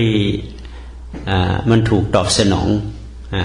ความขัดเคืองถูกตอบสนองก็หมายความว่ามันหายเคืองใจมันก็สบายพอสบายก็ลงตัวพอลงตัวแล้วเป็นไงก็เกิดความถีนมิทะคือความเขาเรียกว่าอะไรความติดในสุขติดในสงบติดในสบายเพราะมันได้ลงตัวของมันถ้าไม่ถูกตอบไม่ถูกคัดค้านในอำนาจของมันก็ไปติดหรือบังคับให้จิตใจของเรานี่ให้สงบแล้วก็ไปติดสงบแล้วก็เป็นความง่วงเหงาห้านอนนะก็เป็นตัวนิวรณ์ที่สามมันจะทำงานสัมพันธ์กันที่แรกมันก็ส่งมาทีละตัวนะเพราะฉะนั้นใน5ตัวเนี่ยก็ส่งมาทีละตัวละตัวมันจะสัมพันธ์กันเขาเรียกว่าตัวง่วงเหงาห้านอนที่นี่เหตุของความง่วงเหงาห้านอนก็มีเหตุของมันแต่ละตัวมันมีเหตุความง่วงเหงาห้านอนเกิดจากอะไรบ้างเป็นตัวสำคัญทีเดียวเวลาเราเจริญสติไปเนี่ยสักพักหนึ่งเราก็ง่วงนะหรือสบายเกินไปก็ทำให้ง่วงแต่สาเหตุของความง่วงมาจากอะไรบ้างหนึ่งโดยเฉพาะหลังทานอาหารมันจะง่วงนะเพราะมันอิ่มแล้วมันสบายมันก็ง่วงสองบางทีเราเป็นคนขี้เศร้าคนขี้เกียจก็อยากจะง่วงสามเราอาจจะนอนกลางคืนอาจจะนอนไม่เต็มที่นอนแปลกที่แปลกถิ่นกลางคืนนอนไม่พอกลางวันก็ง่วงประการที่สี่อาจจะกินยาบางอย่างกินยารักษาโรคบางอย่างที่มีฤทธิ์ไปกดระบบประสาทของเราก็ง่วงได้เหมือนกันนะเพราะฉะนั้นสาเหตุของความง่วงเหงาห้านอนมาจากหลายสาเหตุแล้วก็สำรวจดูทีนี้แต่ละอย่างสาเหตุความง่วงเหงาห้านอนเกิดจากทางกายก็อย่างที่กล่าวแล้วคือมาสาเหตุจากการอดหลับอดนอนบ้างการกินยาบางอย่างกินข้าวอิ่มเกินไปความติดยึดในอารมณ์สบายแล้วก็แช่อยู่ในอารมณ์นั้นๆเช่นเวลาเรานั่งเก้าอี้แล้วเรานั่งได้นานมันก็แช่ในอารมณ์นั้นพอแช่ไปนานๆเข้ามันก็กำลังของความตื่นตัวมันก็อ่อนลงไปมันก็เข้าไปสู่ความง่วงเราไม่ค่อยเปลี่ยนอิริยาบถมันไม่ตื่นมันก็ง่วงนี่ทีนี้ในง่วงในฝ่ายรูปเราแก้ไขด้วยการปรับเปลี่ยนอิริยาบถหรือกระตุ้นความรู้สึกตัวให้ตื่นทีนี้ความง่วงในฝ่ายนามความง่วงในฝ่ายนามเช่นเราไปแช่อยู่ในอารมณ์ที่มันสงบมันสบายนานๆเข้ามันก็จะกำลังของความง่วงก็จะดูดความตื่นตัวเราไปมันก็จะหมดสภาพละอ่อนกระปกกระเปี้ยแล้วก็ไม่มีกำลังต่อสู้มันวิธีแก้ก็คือกระตุ้นอินทรีย์ทั้ง6ตาหูจมูกลิ้นกายนี่ให้ตื่นตัวขึ้นมาเราไม่หลับตาเราเปิดตากว้างๆอย่างนี้มองไปไกลๆมองดูต้นไม้ใบหญ้าไกลๆนั่นอย่างท่านพระมหาโมคคัลลานะเนี่ยบรรลุธรรมด้วยอุบายแก้ง่วงนะหลังจากที่ฟังธรรมของพระพุทธเจ้าแล้วไปเก็บปฏิบัติเขาไปเก็บปฏิบัติอยู่ในช่วง7 วันเนี่ยง่วงทุกวันเลยนะง่วงนอนนั่งพิงต้นไม้พอนั่งพิงต้นไม้มันสบายใช่ไหมพระพุทธเจ้าก็แอบไปดูทุกครั้งก็พิงอยู่ทีนี้จะเข้าไปแก้วันที่1ที่2ที่3ที่4เนี่ยเห็นว่ายานยังไม่แก่กล้าท่านก็ไม่แก้ปล่อยให้ง่วงอยู่งั้นนะพอวันที่7ท่านก็เข้าไปเลยทีเดียวเนี่ยท่านก็ไปก็ตบไหล่เบาๆตื่นก็ตื่นขึ้นมาก็ตกใจพระพุทธเจ้ามาสอบอารมณ์พอตื่นพอนั่งทำสมาธิไปสักพักหนึ่งพระพุทธเจ้าก็แอบไปเดินจงกรมอยู่สักพักหนึ่งง่วงอีกแล้วท่านบอกว่าทำไงมันง่วงครับงั้นไปเด็ดยอดหญ้ามาบางๆมาปั่นหูเล่นปั่นหูท่านก็ตื่นตื่นขึ้นมาสักพักนั่งสมาธิต่อไปสักพักหนึ่งก็หลับอีกแล้วนะหลับตาท่านก็ไปตบไหล่ตื่นนู่นดูแสงพระอาทิตย์ดูใบหญ้าดูนกเห็นไหมแล้วก็ชี้ไปอย่าหลับตาเพราะตานั้นมันเป็นอินทรีย์ของ6ตาหูจมูกลิ้นเนี่ยเพิ่งเปิด โดยเฉพาะการเจริญสติเนี่ยถ้าหลับตาแล้วอินทรีย์ทางตาของเราการรู้การเห็นตามความเป็นจริงมันจะหายไปแล้วก็ปัญญาของเราในส่วนนั้นมันถูกบังแทนที่มันจะเห็นตามความเป็นจริงเราไปบังมันเอาไว้ตัวง่วงมันจะเข้าครอบงำแต่คนส่วนใหญ่ชอบหลับตาเพราะอะไรเพราะมันสบายมันสงบแต่ในวิธีการเจริญสติเราจะไม่เน้นความสงบเราจะเน้นความตื่นถ้าปฏิบัติแบบนี้เราไปติดสงบนั้นก็จะไม่ถูกนะก็แล้วพอท่านลืมตามองกว้างไปมองแสงพระอาทิตย์มองไปย่ามองสีเขียวก็ตื่นตัวเราตื่นตัวขึ้นมาสักพักหนึ่งปฏิบัติต่อสักพักหนึ่งง่วงอีกแล้วนะง่วงจัดเลยกันนะเสร็จแล้วท่านก็บอกว่าถ้างั้นเอาไปล้างหน้าลุกไปล้างหน้าเอาน้ำมาล้างหน้าพอล้างหน้าก็ชื่นขึ้นมาใช่ไหมนั่งปฏิบัติต่อไป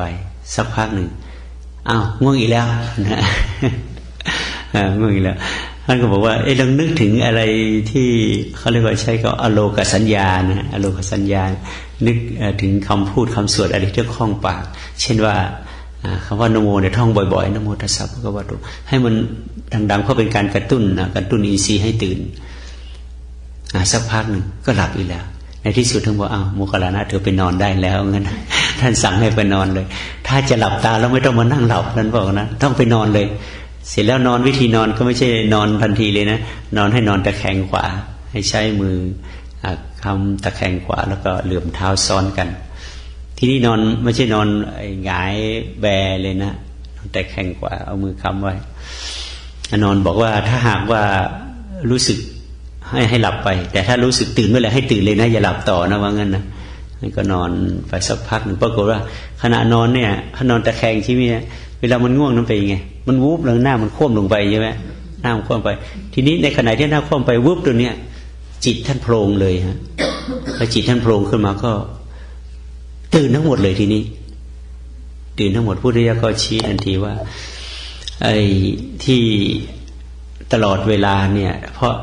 ท่านโมคคัลลานะเคยเป็นฤาษีมาหลายชาติแก้ยังไงก็ไม่ตกเพราะฤาษีท่านก็จะนั่งสงบนั่งหลับตาตลอดใช่ไหมเพราะเขาต้องการที่จะให้ฌานให้จิตของเราของเขาในเข้มแข็งเมื่อเป็นอย่างนี้พระพุทธเจ้ากระตุกแล้วกระตุกอีกเพราะทำลายจุดระเบิดของความสงบที่สั่งสมมาหลายภพหลายชาติเนี่ยให้แตกกระจายขึ้นมาท่านก็โพลงเต็มที่เลยพอโพลงเต็มที่ท่านก็บรรลุธรรมในวันนั้นเลยนะโดยอุบายแก้ง่วงมีสาวกรูปเดียวที่ใช้อุบายแปลกๆแบบนี้คือการอุบายแก้ง่วงแล้วปรากฏว่าท่านมหาโมคคัลลานะมีฤทธิ์มากเพราะอะไรหลังจากที่บรรลุธรรมแล้วสมถะที่สั่งสมมาหลายภพหลายชาติมันมีพลังเมื่อเปิดประตูตรงนี้ได้ปั๊บกลายเป็นฤทธิ์เลยทีนี้ท่านพระมหาโมคคัลลานะเป็นผู้เลิศในทางฤทธิ์เพราะมีพลังสมถะสูงแต่ที่แล้วมาทำไมฤทธิ์นี้มันจึงไม่เวิร์กก็เพราะว่ามันยังหลับไหลอยู่ภายใต้นิวรณ์พอเอานิวรณ์ออกเท่านั้นพลังของสมาธิก็กลายเป็นฤทธิ์นี่คือตัวของอุทธัจจะตัวของถีนมิทธะนะทีต่อมานิวรณ์ตัวต่อมาตัวที่สี่ก็คือตัวอุทธัจจะคำว่าอุทธัจที่เกิดฟุ้งขึ้นแล้วทำไมคำว่ามีอุกุจจะด้วยกุจจะนี่แปลว่าไก่นะเพราะนั้นอุทธัจจะกุกุจจะนี่ถ้าแปลตามศัพท์แปลว่าอารมณ์แบบไก่เคียเคยเลี้ยงไก่ไหม เลี้ยงไก่ที่ไหนแล้วก็ว่ามันดูแล้วมันสกปรกที่นั่นนะมันเคียทะลุทลายไปหมดแล้วมันหากินของมันจิตของเราเหมือนกันถ้าสมมติว่าอุทธัจจะเกิดขึ้นนี่มันไม่เป็นระเบียบมันฟุ้งไปหมดอันนั้นนิดอันนี้หน่อยกระจุยกระจายหมดเขาเรียกอารมณ์แบบไก่เคียอันที่สี่นั้นท่านใช้คำว่าอุทธัจจะกุกุจจะนะตอนนั้นเราก็มาดูว่าอารมณ์ของเราในแต่ละขณะที่เราไปปฏิบัติเนี่ยดูอารมณ์ของเรานั้นเป็นระเบียบดีไหมหรือมันฟุ้งเหมือนกับไก่เคียดูคิดอันนั้นบางคิดอันนี้บางกระจายไปเลยเนี่ยมีไหมอันนี้ก็เป็นอุปสรรคทีนี้จิตของเราถ้ามันไม่บางครั้งถ้ามันไม่สงบมันไม่หลับนะมันก็ฟุ้งใช่ไหมมันก็ต่อมาบางทีตื่นขึ้นมาแล้วก็ฟุ้งต่อเลยทีนี้ตัวที่สามตอนพอตื่นขึ้นมามันไม่สงบทีนี้ก็ไปต่อเข้าตัวที่สี่คืออุทธัจจะคือฟุ้งวิธีการฟุ้งนี่ก็เราจะสาเหตุมาจากว่าเราไม่แยบคายในอารมณ์สมมติว่าสร้างจังหวะก็สร้างแบบสนุกไปงั้นไม่แยบคายทำไปแต่พอเราจะทำให้แยบคายก็เรียงระเบียบมันหน่อยจัดระเบียบของการเคลื่อนเนี่ยให้ตามลำดับให้ชัดนะ เป็นการจัดระเบียบสมัยจัดระเบียบจิตว่างั้นเถอะไอ้ที่มันฟุ้งกระจุยกระจายเนี่ยจัดระเบียบโดยอาศัยการเคลื่อนไหวมือเนี่ยเข้าไปจนกระทั่งจิตมันเป็นระเบียบมันก็จะสงบทีนี้ตัวสุดท้ายเนี่ยสำคัญนะตัวสุดท้ายนี่ก็ตัววิจิกิจฉาวิจิกิจฉาคือตัวสงสัยตัวลังเลเรามานั่งปฏิบัติแบบเคลื่อนไหวเนี่ยมันไม่สงบแล้วมันจะได้สมาธิหรือเปล่าเนาะวิธีแบบนี้มันถูกต้องหรือเปล่าเนาะวิธีแบบนี้ทำไปแล้วมันจะได้อะไรมันก็จะสงสัยขึ้นพอสงสัยลังเลขึ้นมามันก็จะทำไม่เต็มที่ทำบ้างไม่ทำบ้างมานั้นตัวนิวรณ์ตัวที่5นี่สำคัญถ้าหากว่าเราไม่ชัดเจนไม่เข้มแข็งในวิธีการจริงๆมันก็จะทำบ้างไม่ทำบ้างก็ลังเลสงสัยหรือสงสัยต่อไปว่าไอ้มรรคผลนิพพานยังมีหรือเปล่าเนาะปฏิบัติไปแล้วนานๆเราจะทำให้เราเพี้ยนหรือเปล่าเนาะปฏิบัติไปนานๆนี่จะทำให้เราสงบได้หรือเปล่ามันก็จะสงสัยไปเรื่อยๆก็คิดไปนี่เขาเรียกว่าตัวนิวรณ์ทั้ง5นี่เป็นตัวธรรมที่เป็นอกุศลแล้วก็ตัวนิวรณ์ทั้ง5เนี่ยก็ก่อให้เกิดกิเลสทั้ง3ตัวนี้เหมือนกันนะกามฉันทะก่อให้เกิดอะไรราคะและความโลภพยาปาทะก่อให้เกิดความโกรธถีนมิทะอุทธัจจะและวิจิกิจฉาก่อให้เกิดความหลงเพราะฉะนั้นต้นตอของอกุศล3เนี่ยความโลภความโกรธความหลงอกุศลมูลมาจากนิวรณ์ทั้ง5นี่เองเพราะฉะนั้นถ้าเราแก้นิวรณ์ทั้ง5ได้ดีก็หมายความว่าแก้อกุศล3ตัวรากเหง้าของอกุศล3ตัวได้ด้วยแล้วก็วิธีแก้ก็มีทางเดียวเนี่ยคือต้องปลุกอินทรีย์ให้ตื่นอยู่เสมอแก้ไขอยู่เป็นประจำนะแล้วตัวนิวรณ์แปลว่าตัวขวางกั้นนะนิวรณ์ขวางกั้นความดีเราจะต้องแก้ไขทุกรูปแบบว่างั้นเถอะความอยากต้องมีการแก้ไขด้วยการไม่ตอบสนองทันทีสมมติเรานั่งท่านี้เราอยากจะเปลี่ยนเนี่ยก็ต้องดูมันอยู่นั้นก่อนต่อรองมันอยู่นั้นก่อนถ้าอยากปั๊บเปลี่ยนปั๊บอยากปั๊บเปลี่ยนปั๊บนี่เขาเรียกว่าความอยากถูกตอบสนองมันก็จะเป็นสั่งสมกำลังของความอยากไปเรื่อยๆหรือเราจะทำอะไรก็ตามท่านจึงใช้คำว่าให้พิจารณาในภาษาพุทธเราใช้คำว่าปัจเจเวกปัจเจเวกคือพิจารณาก่อนเนี่ยนิสัมมะท่านใช้คำว่านิสัมมะกรณังสัยโยคือพิจารณาก่อนแล้วค่อยทำค่อยพูดค่อยคิดแต่ถ้าจะทำลงไปโดยที่ไม่พิจารณาเนี่ยท่านบอกอันนั้นคือการตอบสนองความอยากคือกามก็จะมีพลังขึ้นเรื่อยๆทีนี้คนที่ไม่ได้ปฏิบัติธรรมหรือคนไม่ได้เจริญภาวนาเนี่ยไอ้ตัวปัจเจเวกนี่มันจะมีไหมมีเหมือนกันแต่มันมีน้อยมากนะปัจเจเวกคือการพิจารณาเนี่ยดังนั้นเราก็จะต้องฝึกตัวพิจารณาให้เป็นนิสัยมันถึงจะไปแก้ตัวความอยากคือกามสมมติว่าเราอยากกินอาหารชนิดหนึ่งเนี่ยความอยาก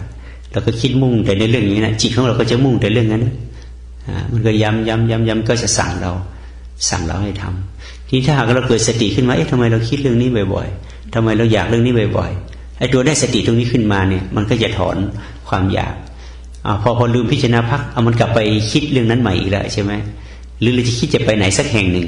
เราจะคิดจะมุ่งแต่เรื่องนั้นไปอันนี้บ่อยเข้าเนี่ยบางครั้งมันก็ใช้วิธีหักดิบเลยนะคือไม่ทำตามมันดื้อๆสมมติอยากจะไปตรงนั้นไม่ไปเอาดื้อๆเลยคืออยากจะกินตรงนั้นเอาไม่กินเอาดื้อๆเลยเนี่ยอันนี้ใช้วิธีหักดิบบางครั้งมันถึงจะอยู่ดังนั้นตัวกิเลสตัณหาอุปาทานมันไม่ใช่ว่าเกิดปุ๊บปั๊บมันเกิดทีละนิดแต่เนื่องจากตัวสติสัมปชัญญะที่เรามีอยู่เนี่ยมันไม่พอไม่พอที่จะไปอินไซต์มันคือไม่พอที่จะก็ไปดูไปเห็นไปพิจารณาอาการนั้นๆมันก็เราก็ทำตามมันการทำตามอะไรก็ตามทำตามสิ่งนั้นบ่อยๆก่อให้เกิดเป็นนิสัยก่อให้เกิดเป็นกำลังแล้วนิสัยตัวนี้ก็ก่อให้เป็นบุคลิกก่อให้เกิดวิบากตัวนี้มันก็จะครอบงำเราทีนี้ท่านใช้ว่าวิบากกรรมดังนั้นเองตัวนิวรณ์จึงเป็นอุปสรรคขั้นต้นที่สุดของการปฏิบัติกรรมฐานท่านจึงเอาหมวดนิวรณ์5ขึ้นมาสวดก่อนที่เราสวดเมื่อกี้ใช่ไหม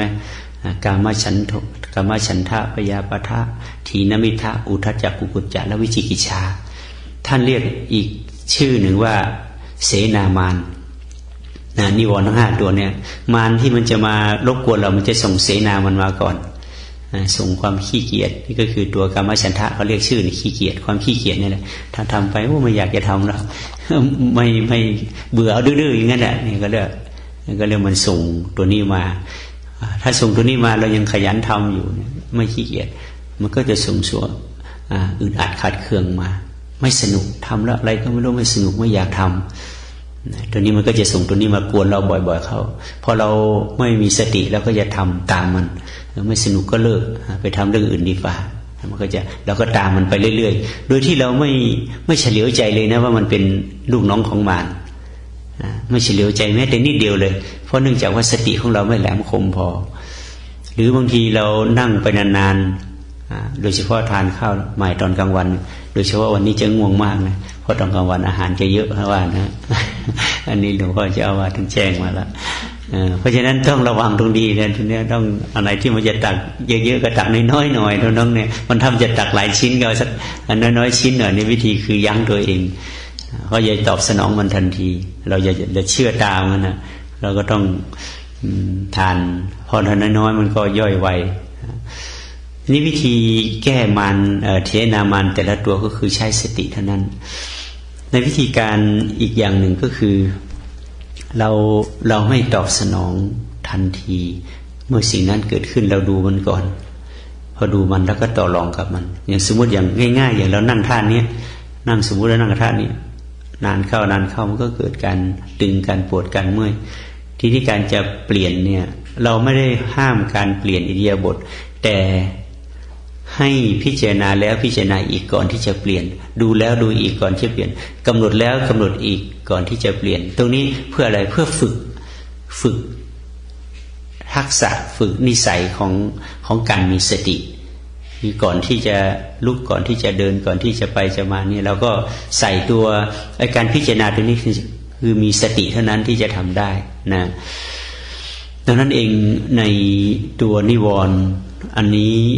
ถ้าหากว่ากรรมฐานไม่เอื้อต่อนิสัยหรืออินทรีย์ของเราก็เป็นอุปสรรคเหมือนกันอย่างในสมัยแรกๆเนี่ยมาก็ใช้อานาปานเนี่ยเข้าไปเป็นนิมิตกรรมฐานคือเวลาหายใจเข้าก็นับ1 2 3 4 5 6 7ในวิธีของอานาปานนะเขาจะใช้วิธีนับเอาเวลาหายใจออกก็นับตาม1 2 3 4 5 6 7 8แล้วแต่ถ้าเราหายใจยาวแล้วก็นับเยอะถ้าเราหายใจสั้นก็นับได้น้อยทีนี้นับไปนับมานานเข้เป็นไงจิตมันสงบแล้วเพราะว่าอานาปานเขานั่งหลับตาพอจิตสงบพักนึงมันก็เริ่มง่วงแล้วใช่ไหมงึบอย่างเงี้ยนะตอนแรกๆมันก็งึบนิดหน่อยใช่ไหมนานเข้ามันนิวรณ์หลับลึกเข้ามันง่วงเต็มที่ก็ตื่นขึ้นมาเป็นบางครั้งนะก็ทำอย่างเงี้ยมันก็ไม่ผ่านทำได้เมื่อไหร่มันก็ไม่ผ่านเพราะทำที่เมื่อก่อนอยู่ที่สวนโมกนะกับหลวงพ่อพุทธทาสเมื่อไม่ผ่านเที่ยวไล่เที่ยวคืออยู่งั้นจิตก็สงบแต่ว่าเวลาไปนั่งทำนานๆมันก็ง่วงในที่สุดเมื่อทำหลายๆทีหลายๆครั้งเข้าก็อินทรีย์ของเรารู้อินทรีย์ของเราไม่เข้มแข็งเมื่ออินทรีย์ไม่เข้มแข็งเราไปใช้อานาปานเนี่ยมันก็เลยไปบังคับไปข่มไปบังพลังอำนาจของสติของเราแทนที่สติเราจะเข้มแข็งสติเราก็เลยอ่อนไปเลยแต่มันจะมีตัวสงบเข้าไปแทนที่เป็นบางครั้งบางคราวแล้วก็ตัวอานาปานก็มีดีหลายอย่างสำหรับคนที่ทำได้เอามาทำแล้วหลายปีมันไม่ผ่านพอมาพบวิธีการของหลวงพ่อเทียนแล้วก็มีทางออกก็คือลืมตาทำไม่ต้องหลับตาแล้วก็ไม่ต้องตามลมหายใจนะที่ว่าอานาปานนี่ออกจากหลวงพ่อพุทธทาสแล้วมาก็ต้องมาทำกับหลวงพ่อโชโลกที่วัดมหาธาตุเนี่ยก็ทำแบบอานาปานคือใช้ลมหายใจแต่ใช้ยุบพองแต่ว่าอานาปานแบบสวนโมกเขาก็จะใช้นับลมหายใจแต่อานาปานแบบวัดมหาธาตุเขาก็ใช้ยุบพองก็ตามลมหายใจเหมือนกันแล้วก็ไม่ผ่านตรงนั้นนะต่างก็ทำให้จิตสงบได้แต่ว่ามันแก้นิวรณ์ไม่ตกอันนี้คือปัญหาใหญ่นะความขี้เกียจความอยากที่ถูกตอบสนองก็มีเหมือนเดิมความหงุดหงิดความขัดเคืองเมื่อถูกกระทบมันก็ยังมีเหมือนเดิมความง่วงเหงาห้านอนเมื่อมีอาการถ้าง่วงเหงาห้านอนด้วยอำนาจของรูปนะตอบสนองได้เพราะเป็นความต้องการเช่น มื่อคืนเรานอนไม่หลับทั้งคืนกลางวันมันง่วงก็นอนได้เพราะความต้องการของกายเนี่ยต้องตอบสนองเพราะมันเป็นธรรมชาติมันไม่ใช่กิเลสเมื่อร่างกายมันต้องการเราก็ต้องตรวจสอบก่อนว่าเป็นความต้องการของร่างกายหรือต้องการของกิเลสจะตรวจสอบดูก่อนถ้าหากว่าต้องการของร่างกายตรวจสอบแล้วแก้ไขยังไงมันก็ยังง่วงอยู่ก็ต้องนอนให้มันต้องนอนให้มันจนกระทั่งมันอิ่มมันพอแล้วเราก็มาทำปกติแต่ว่าต้องก่อนที่จะตอบสนองต้องตรวจสอบแล้วตรวจสอบอีกนะแบบที่พระพุทธเจ้าตรวจสอบให้ท่านมหาโมคคัลลานะและที่สุดก็สั่งไปนอนเลยนะแต่นอนก็มีเงื่อนไขว่าเวลาตื่นเวลารู้สึกตื่นได้ตื่นทันทีนะอย่านอนต่อนะจุดนั้นเป็นจุดที่ท่านมหาโมคคัลลานะบรรลุธรรมดังนั้นตัวนิวรณ์เนี่ยมันก็มีทางฝ่ายรูปและฝ่ายนามถ้านิวรณ์ฝ่ายรูปแก้ไขและตอบสนองได้เช่นเวลามันปวดเราอยากจะเปลี่ยนเนี่ยก็ตรวจสอบจนกระทั่งมันปวดทนไม่ได้นี่มันเกี่ยวข้องกับรูปแล้วก็เปลี่ยนให้มันถ้าไม่เปลี่ยนอันตรายใช่ไหมเวลาเราง่วงนอนจัดๆเนี่ยจะทำอะไรก็ทำไม่ได้ละเพราะว่ามันเป็นเรื่องของรูปมันต้องการก็ตอบสนองมันไม่ใช่ว่านิวรณ์ทุกตัวจะเป็นเรื่องของกิเลสหมดไม่ใช่ต้องตรวจสอบให้ดีว่ามันเป็นเรื่องของกายด้วยนะที่นิวรณ์ที่เป็นส่วนของนามของกิเลสเนี่ยคือมันเกิดจากความอยากแล้วก็ตอบสนองอยากแล้วก็ตอบสนองอยากแล้วก็ตอบสนองทั้งที่ร่างกายไม่ต้องการเลยอันนี้ต้องแก้ไขสุดฤทธิ์สุดเดชเลยนะเพราะเป็นความต้องการของกิเลสนะอันนี้คือหมวดด้วยว่าโดยนิวรณ์ถ้าเราแก้นิวรณ์ตกเป็นยังไงสติแล้วก็ตื่นตัวเต็มที่สมาธิก็มั่นคงนะในองค์ของฌานต่างๆเนี่ยท่านมุ่งแก้นิวรณ์เพราะนิวรณ์มันเป็นเหตุพอแก้นิวรณ์จบจิตก็สงบเข้าองค์ฌานได้1 2 3 4ได้สบายแต่ถ้าหากว่าองค์ของนิวรณ์ยังไม่สงบเข้าฌานไปก็ไม่ได้นะนิวรณ์ก็รบกวนตลอดดังนั้นวิธีแก้ก็คืออย่างที่บอกแล้วเนี่ยใช้ตัวพิจารณาถึงอาการนั้นๆพิจารณาแล้วก็ค่อยแก้ไขก็ให้ทำตามไปบ่อยเข้าจนกระทั่งว่านิวรณ์นั้นหมดอำนาจนะหมดอำนาจแต่นิวรณ์ในทางกายนี่เราไม่ถือว่าเป็นนิวรณ์เป็นความต้องการของธรรมชาติตรงนี้ต้องแยกกันให้ชัดเจนถ้าแยกกันไม่ชัดเจนเราก็จะรู้สึกลังเลอึดอัดรำคาญว่าทำไมนิวรณ์เราเยอะเหลือเกินแล้วตรวจสอบถ้ามันไม่ไหวจริงๆไปตอบสนองมันจนมันหมดฤทธิ์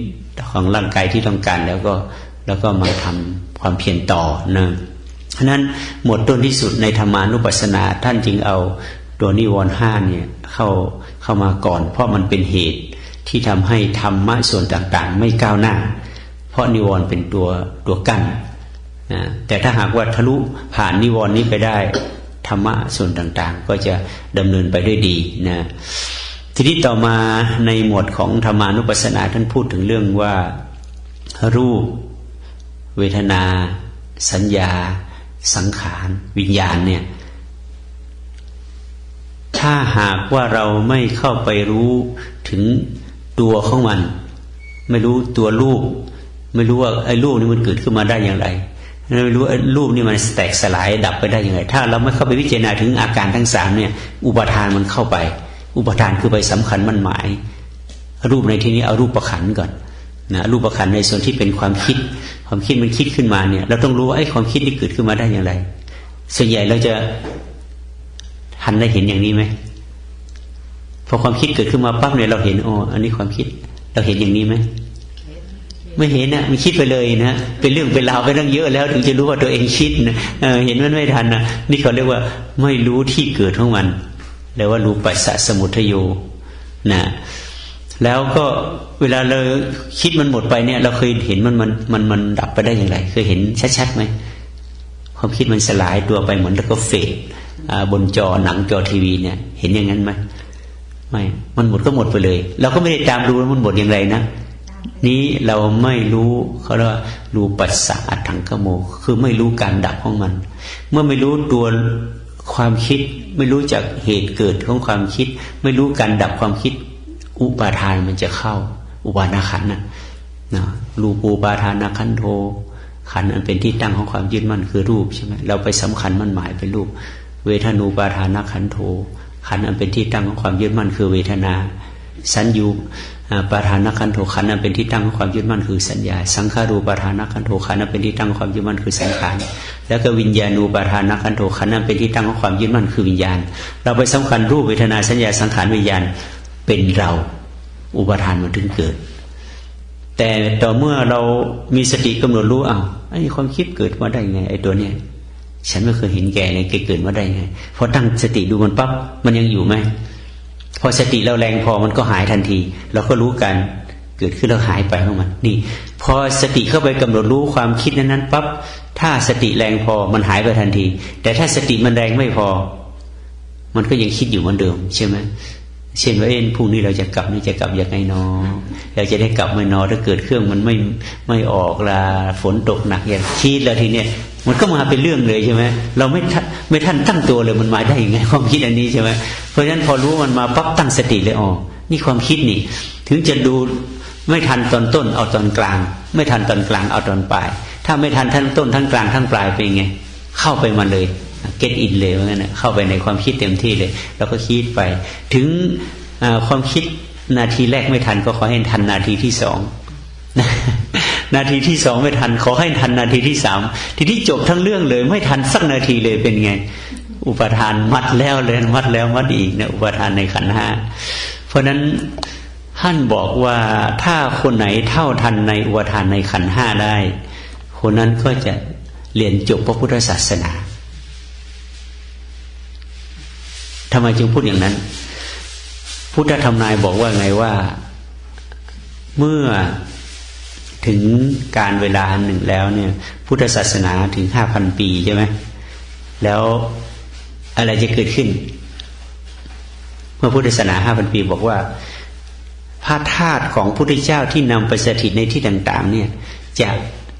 ลอยมารวมกันเป็นองค์พุทธะอีกครั้งหนึ่งใช่ไหมแล้วก็พุทธรูปมาเป็นพุทธเจ้าอีกครั้งหนึ่งเป็นเจ้าชายสิทธัตถะอีกครั้งหนึ่งแล้วเจ้าชายสิทธัตถะองค์ของพระธาตุที่รวมกันเนี่ยจะแสดงธรรม7 วัน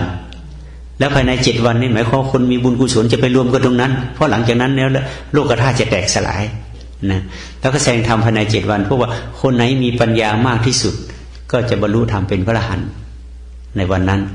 คนไหนมีปัญญาน้อยถัดลงมาก็จะบรรลุธรรมเป็นพระอนาคามีคนไหนปัญญาน้อยถัดลงมาก็จะบรรลุธรรมเป็นพระสกิทาคามีคนไหนปัญญาน้อยลงมาก็จะบรรลุธรรมเป็นพระโสดาบันคนไหนปัญญาน้อยลงมาก็จะเป็นมนุษย์คนดีธรรมดาคนไหนปัญญาน้อยลงมาอีกก็จะเป็นมนุษย์ธรรมดาภายใน7 วันนั้นนะที่พระพุทธเจ้าพุทธพระธาตุมารวมตัวกันแสดงธรรม7 วันแล้วจากนั้นพุทธศาสนาก็จะสูญสิ้นสลายไปใช่ไหมเราเคยได้ฟังในคัมภีร์ท่านเล่ามาอย่างนั้นใช่ไหมฮะว่าอะไรที่ทีนี้จริงไหมถามว่าจริงไหมอย่าบอกว่าไม่จริงเลยไปคัดค้านคัมภีร์เขานะเป็นบาปนะ เราต้องบอกว่าเป็นปริศนาพุทธศาสนาเดี๋ยวนี้ยังไม่ถึง 5,000 ปีแค่ 2,000 กว่าปีใช่ไหมมันก็ชักโครงเคลงแล้วมันจะถึงหรือเปล่า 5,000 ปีเนี่ยแค่ 3,000 ปีจะมีเหลือหรือเปล่าเห็นไหมอันนั้นเป็นปริศนาอย่างไรในตัวรู้ที่มันมีอยู่ในใจเนี่ยมันประกอบด้วยองค์5พอจะนึกออกหรือยังรู้นี่คือพุทธะใช่ไหมประกอบด้วยองค์5คืออะไรรูปเวทนาสัญญาสังขารวิญญาณถ้ารูปเวทนาสัญญาสังขารวิญญาณเนี่ยถ้าขาดตัวรู้อะไรเข้าไปผูกพัน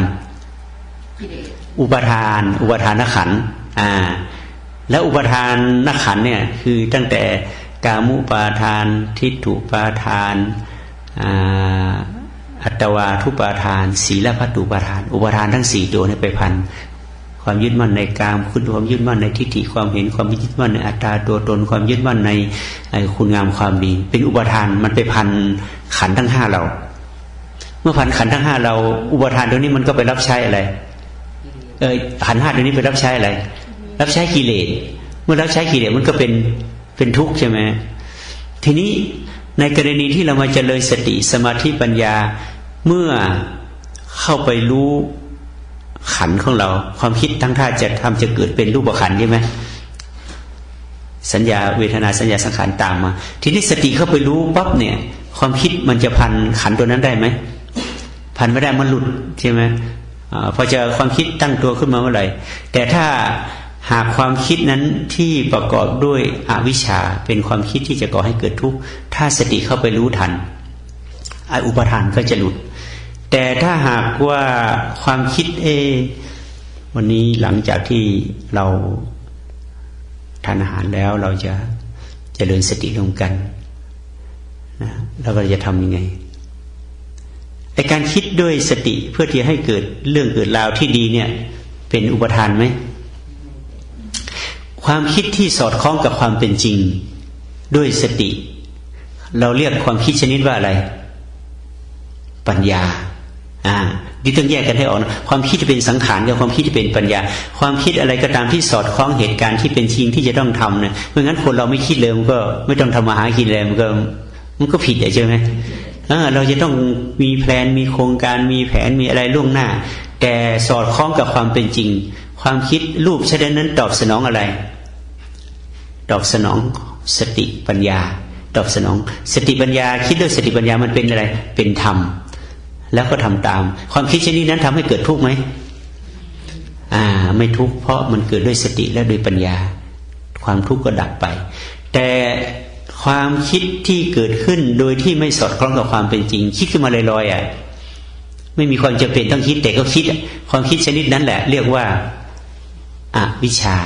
เพราะนั้นก็ก่อให้เกิดอะไรตัณหาอยากจะทำตามแล้วก็อุปทานย้ำคิดย้ำทำเรื่องนั้นบ่อยๆ repeat again and again and again จนกระทั่งมันมีกำลังพอมันก็ผลักกายเราไปทำผลักวาจาเราพูดออกมาแล้วผลักใจของเราคิดต่อไปนั่นคือตัวอุปทานอวิชชาตัณหาอุปทานกรรมตัวอวิชชาตัณหาอุปทานกรรมเป็นตัวย่อของปฏิจจสมุปบาทแทนที่จะว่า12อย่างใช่ไหมท่านย่อให้เหลือแค่4อย่างแทนที่จะบอกว่าอวิชชาก่อให้เกิดสังขารสังขารก่อให้เกิดวิญญาณวิญญาณก่อให้เกิดนามรูปนามรูปก่อให้เกิดอายตนะอายตนะเกิดผัสสะผัสสะเกิดเวทนาเวทนาให้เกิดตัณหาตัณหาเกิดอุปาทานอุปาทานก่อให้เกิดชาติชาติก่อให้ภพภพให้เกิดชรามรณะโศกะไม่ได้นับไปทีละอย่างแล้วทีเนี้ยท่านบอกอวิชชาตัณหาอุปาทานจบเพราะอะไรเอาส่วนย่อของมันว่าเมื่อไม่รู้ตัวไม่ทันความคิดก่อให้เกิดความอยากเมื่อไม่ทันเกิดความอยากก่อให้ความอยากนั้นตอกย้ำความตอกย้ำแล้วก็อุปาทานยึดเห็นไหมพอมันพันบ่อยๆเข้ามันก็ยึดใช่ไหมแล้วตอกย้ำแล้วก็ทำตามเรียกว่ากรรมอวิชชาตัณหาอุปาทานกรรมแล้วกรรมนั้นออกมาเป็นกรรมดีกรรมชั่วกรรมถูกกรรมผิดตามมาทีหลังนั่นคือวงจรที่ทำให้เกิดทุกข์ใช่ไหมถ้าเราทำดีแล้วก็ทุกข์อย่างผู้ดีถ้าเราทำไม่ดีอย่างสมมติเราอยากทำบุญเนี่ยทำบุญไม่รู้จักจบจับพอทั้งทีอยากจะทำไม่อยากวันนี้ไม่ได้ทำบุญรู้สึกอยู่ไม่ได้เป็นสุขหรือเป็นทุกข์เป็นทุกข์โอ้วันนี้ไม่ได้ไหว้พระเนี่ยนอนไม่หลับเลยเป็นสุขหรือเป็นทุกข์เป็นทุกข์เห็นไหมเนี่ยบอกว่าอยากดีมันก็ทุกข์แบบดีอยากไม่ดีก็ทุกข์แบบไม่ดีว่าวันนี้ไม่ได้นั่งกรรมฐานเลยนอนไม่หลับเป็นทุกข์อีกเห็นไหมนี่ความอยากมันดีเพราะฉะนั้นอยากมันก็มีทั้งดีและไม่ดีอยากที่ดีก็มีผลแบบดีอยากไม่ดีก็มีผลแบบไม่ดีเพราะนั้นจึงเป็นเหตุมาจากอวิชชาตัณหาอุปาทานกรรมทั้งหมดเมื่อเป็นเช่นนี้ขันธ์ห้าของเราเมื่อสติปัญญาเข้าไปกำหนดรู้แทนที่มันจะพันเข้าแต่มันเป็นไงคลายออกจะคลายออกขันธ์ทั้งห้าไม่ได้ถูกพันด้วยอุปาทานขันธ์ห้าเป็นอิสระจากอุปาทานแต่ว่าประกอบด้วยสติสัมปชัญญะปัญญาอยู่ตลอดขันธ์ห้าพ้นจากอะไรพ้นจากอวิชชาตัณหาอุปาทานพ้นทุกข์ไหมพ้นทุกข์เมื่อพ้นทุกข์แล้วจะต้องปฏิบัติพุทธศาสนาต่อไปไหมพุทธศาสนาจบไหมจบ 5,000 ปีจบโอ้โหไม่ต้องอยู่ถึง 5,000 ปีเลยเห็นไหมไปหมดเลย แล้วพระพุทธเจ้าก็เกิดขึ้นตอนไหนก็พุทธะก็เกิดขึ้นคำว่าพุทธะธาตุของพระพุทธเจ้ามาทุกหูทุกแห่งที่กระจายไปคือตัวรู้สึกตัวทั่วพร้อมทั้งตัวเนี่ยมันมารวมกัน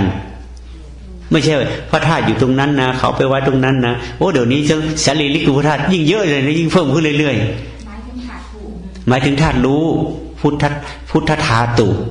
ธ ธาตุรู้ที่มันอยู่ในส่วนต่างๆของเซลล์ต่างๆของเราเนี่ยเมื่อก่อนมันกระจัดกระจายใช่ไหมอยู่ตรงนั้นบ้างแต่พอเรามาเจริญสติเราพยายามรวมธาตุรู้เข้ามาเป็นตัวสติสมาธิปัญญาพุทธธาตุมารวมกันเมื่อมารวมกันเข้มแข็งเข้าเมื่ออุปทานปรากฏเมื่อไหร่ตัวพุทธภาวะตัวนี้เข้าไปกำหนดรู้คือสติใช่ไหมกำหนดรู้ปั๊บอุปทานกระจายทุกครั้งไปคือมันคลายบ่อยเข้าแต่เดี๋ยวนี้บางทีคลายบ้างไม่คลายบ้างเพราะอะไรเพราะสติตื่นบ้างไม่ตื่นบ้างพุทธเจ้ามาไม่ครบมันเลยพุทธเจ้าไม่ได้มาทุกแห่งกับพุทธทาสนะพุทธทาสตัวนั้นมันยังมาไม่ครบนะคือมันยังคอมพลีททั้งหมดนะมันยังค้างตรงนั้นบ้างจุดกำหนดจุดนี้เอามาจุดนั้นไม่รู้กำหนดจุดนั้นเอาจุดนี้ไม่เห็นเนี่ยมันมาตัวพุทธภาวะหรือธาตุรู้เนี่ยมันมาไม่ครบนั้นถ้าพูดถึงสรีระพุทธสรีระหรือบรมสารีริกธาตุที่แท้จริงก็คือตัวรู้ของเรานั่นเองแล้วบรมสารีริกธาตุที่ข้างนอกเนี่ยเราปฏิเสธเขาไม่ได้ใช่ไหมเพราะอันนั้นคือสมมุติเราต้องยอมรับเขาคือโลกมันมีทั้งสมมุติทั้งปรมัตถ์ใช่ไหมถ้าคุณอยากกินมะพร้าวคุณปฏิเสธเปลือกมะพร้าวเนี่ยได้ไหมคุณปฏิเสธกะลามะพร้าวเนี่ยได้ไหมทั้งที่ไม่จำเป็นเลยเนี่ยพอจะกินจริงๆทิ้งทั้งเปลือกทั้งกะลาแต่ทำไมต้องเก็บมันไว้อ่ะก็เพราะมีมันถึงมีในก็เพราะมีสมมุติมันถึงมีปรมัตถ์ใช่ไหมเพราะมีตัวรู้มันเกิดจากความไม่รู้นั่นแหละ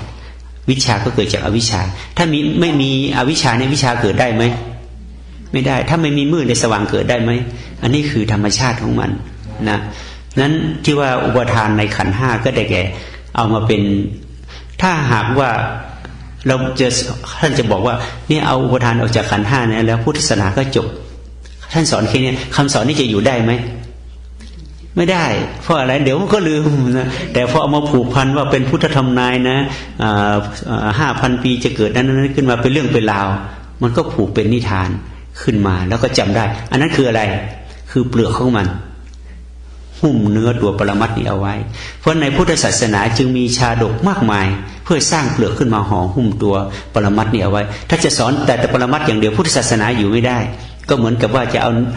โผล่ขึ้นมาเป็นเนื้อมะพร้าวเนี่ยมันอยู่ไม่ได้นะมันอยู่ไม่ได้แล้วก็มะพร้าวปอกเอาไว้แล้วถ้าหากว่าทิ้งไว้สักวัน2 วันเป็นไงก็เสียราขึ้นเลยใช่ไหมแต่ถ้ามันมีเปลือกมีกะลาหุ้มอยู่ทิ้งไว้เป็นปีมะพร้าวนั้นเสียไหมไม่เสียนะถึงจะใช้เมื่อไหร่ก็มาแกะใช้นี่คือพุทธศาสนาเพราะนั้นเขาเอาชาดกนิทานอะไรมาเล่าอย่าไปว่าเขางมงายไม่ได้แต่ไม่มีปัญญาไปผ่ากินนั่นคือโทษของเราเราจะไปโทษเขาคนสอนแต่โทษเราทำไมไม่สร้างปัญญาขึ้นมาเราจะไปโทษมะพร้าวได้ไหมว่าทำไมมะพร้าวมันมีเปลือกมาทำไมกูทำให้กูกินมึงไม่ได้เนี่ยมึงเกิดมาทำไมหน้าที่ของเราไปหาอะไร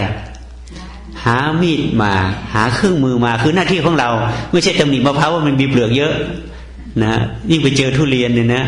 โอ้โหอร่อยแต่ว่าถ้าหนามมันเยอะเหลือเกินนะเราจะไปบอกว่ามันมีหนามทำไมไม่ได้เราก็ต้องไปหามีดมาแล้วพุทธศาสนาวิเศษขนาดนี้แล้วพุทธศาสนาสอนวิธีการต่างๆทำให้เราสับสนสงสัยว่าทำไมสอนอย่างนี้พุทธศาสนามันทำไมมันเยอะแยะเหลือเกินทำไมอาจารย์นั้นสอนแบบนั้นทำไมอาจารย์นี้สอนแบบนี้เราไปโทษท่านได้ไหมไม่ได้ไปโทษที่เราที่ขาดอะไร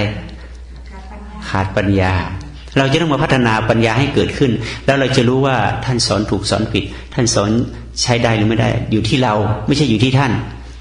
นะเราจะไปตำหนิเปลือกทุเรียนไม่ได้ว่าทำไมหนามมันเยอะเหลือเกินตำหนิไม่ได้แต่หน้าที่ของเราต้องผ่าให้ได้กินทุเรียนให้ถูกเท่านั้นเองนะดังนั้นพุทธศาสนาจึงมีปริศนาธรรมเยอะเหลือเกินเพื่อที่จะเอามาห่อหุ้มตัวสัจธรรมเอาไว้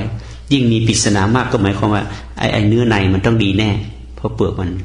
บางแห่งก็เปลือกสวยเหลือเกินเขากินทั้งเปลือกได้เลยนะอย่างแอปเปิลเนี่ยกินเปลือกได้เลยใช่ไหม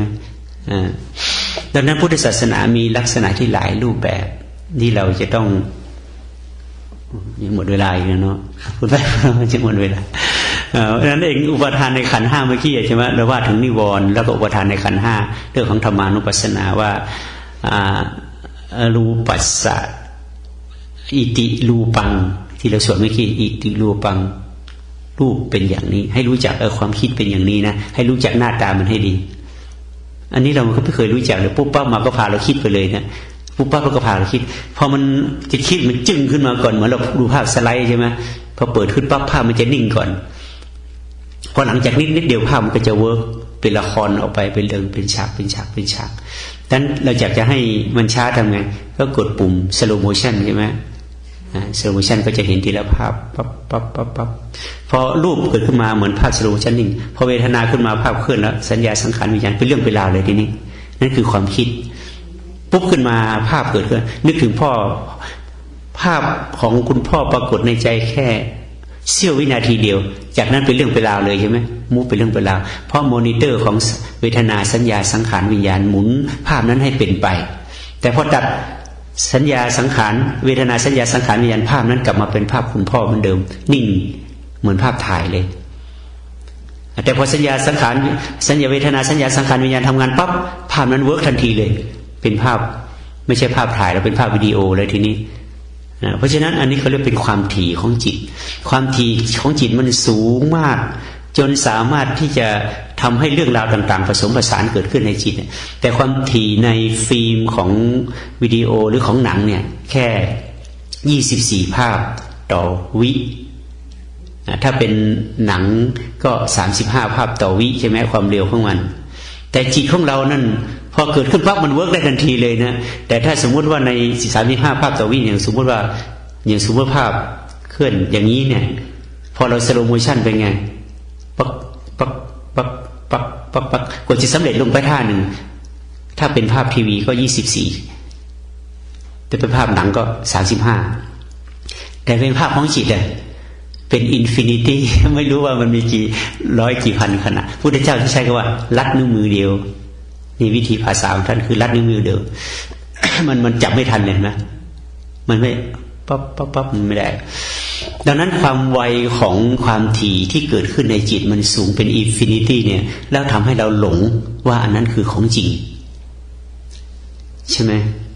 เราไปหลงตามภาพที่มันเกิดเราจึงเรียกว่ารูปเวทนาสัญญาสังขารอันนี้โครงสร้างของจิตถ้าเป็นนาฬิกาก็มันหมุนอยู่แค่นี้ก็แค่ก็แค่แต่ว่าเข็มนาฬิกาเข็มชั่วโมงเข็มนาทีก็หมุนบอกเดือนบอกวันบอกปีเราได้เยอะแยะแต่ความจริงก็หมุนอยู่กับที่ตัวเฟืองหมุนแค่นี้จิตของเราก็เหมือนกันนะดังนั้นในตัวอุปทานในขันธ์5จึงเป็นเรื่องใหญ่ท่านจึงเอามาก่อนอุปทานออกจากอุปทานมาออกจากไอ้นิวรณ์ก็มาอุปทานในขันธ์5ออกจากอุปทานในข้าก็จะเป็นเรื่องของโพชฌงค์อริมักมีองค์8อริยสัจ4แต่2เรื่องนี้ต้องเข้าใจนะเราพูดถึงเรื่องเหตุของมันดังนั้นเรื่องการเจริญสติถ้าหากว่าเราทำอย่างถูกต้องเข้าใจตามหลักการแล้วเราหูมันวิเศษมากเลยนะมาถึงบอกว่ารู้เรื่องนี้แล้วอยู่ไม่ได้ต้องบอกอยู่ที่ไหนก็ต้องไปบอกกันเพราะว่าเราเสียดายว่ามนุษย์ทุกคนมีพระพุทธเจ้าอยู่แล้วเขาเรียกพุทธธาตุธาตุของพระพุทธเจ้ามันอยู่ในตัวของคนทุกคนแล้วแต่ทำไมเราจึงไม่รวมเพราะเรายังไม่ได้เจริญสติปัฏฐานเมื่อเจริญสติปัฏฐาน4เท่านั้นจะรวมธาตุตัวรู้ในกายในใจของเราเข้ามาเป็นตัวพุทธธาตุได้เมื่อรวมกันได้เมื่อไหร่พระพุทธเจ้าก็แสดงธรรมใช่ไหมนั้นอย่างช้าอย่างไวที่สุดภายใน7วันใช่ไหมผู้ใดเจริญสติปัฏฐาน4เป็นลูกโซ่อย่างเร็วที่สุดภายใน7วันอย่างท่านมหาโมคคัลลานะใช่ไหมง่วงทั้ง7วันพอถึงวันที่7พระพุทธเจ้าไปแก้ให้ก็บรรลุเลยเนี่ยภายใน7วันแต่ว่าท่านพระสารีบุตรที่เล่าไปให้ฟังวันก่อนกี่วัน15วันใช่ไหม15วันเพราะปัญญาท่านเยอะต้องใช้เวลานะคนที่มีปัญญามากจะบรรลุธรรมช้ากว่าคนที่มีปัญญาน้อยพวกนี้ปัญญาน้อยไม่ค่อยสงสัยแต่คนที่มีปัญญามากสงสัยมากไงพอสงสัยมากก็ต้องการข้อมูลมากเมื่อต้องการข้อมูลมากก็ล่าช้าพอได้ข้อมูลครบแต่ว่าคนที่มีปัญญามากถ้าหากว่าพ้นความสงสัยได้แล้วนี่ก็เรียกว่าช่วยได้เยอะนะดังนั้นเองการเจริญสติของเราจึงเป็นเรื่องที่มีที่ไปที่มาเป็นเรื่องที่มีเหตุมีผลดังนั้นเวลาทำไปเนี่ยถ้าทำอย่างถูกต้องอย่างเข้าใจเราสามารถที่จะไม่ทุกข์ได้เลยตลอดชีวิตนี้นะประการสำคัญคือว่าเราจะรวมตัวธาตุรู้ในตัวของเราเนี่ยให้มันเป็นหนึ่งได้อย่างไรมาเป็นหนึ่งเป็นพลังเหมือนกับไอแสงไฟฉายใช่ไหมเวลาเอาหน้าโฟกัสออกใช่ไหมมันกระจายใช่ไหมแต่อยากจะให้มันรวมจุดที่ก็เอาโฟกัสใส่หรือแสงตะวันใช่ไหมแสงพระอาทิตย์มันกระจายทั่วจักรวาลแต่อยากจะให้รวมแสงพระอาทิตย์ให้มันรวมนิดเดียวทำไงก็ต้องเอา เอาเลนนะเขาเรียกแมกเนตเนี่ยมารวมถ้าแสงมันกระจายแบบนี้มันไม่สามารถจะเบิร์นอะไรได้ใช่ไหมแต่พอเอาไอ้แมกเนตหรือเอาไอ้เลนเนี่ยมารวมจากที่มันกว้างๆมารวมเล็กเข้าถ้าแต่หัวไม่ขีดเป็นยังไงเบิร์นอะไรก็ได้แล้วทีนี้นะเอาไปจี้อะไรก็ไม่อันนั้นเลยจิตของเราเหมือนกันที่มันกระจายตัวรู้ไปทั่วตัวที่มันคิดออกไปทั่วทุกทางเนี่ยมันรวมไม่ได้แต่พอมีสติเป็นโฟกัสเข้ามาสติปัฏฐาน4โฟกัส4ชั้นเลยนะเลนของจิตเนี่ยท่านตั้งไว้4ชั้นเลยชั้นรูปชั้นเวทนาสัญญาสังขารจนรวมจนนิดเดียวจนเหลือจนเป็นธรรมานุปัสสนาจุดนิดเดียวแล้วจุดตัวเนี้ยเข้าไปโฟกัสจุดนิดเดียวแล้วไปส่องอะไรส่องตัวอวิชชาเบิร์นอวิชชาเลยทีนี้ลุกบุ๊บไปเลยอวิชชาหายไปก็เหลือแต่ตัววิชาคือตัวรู้ตื่นตัวขึ้นมาปั๊บก็สามารถที่จะทำลาย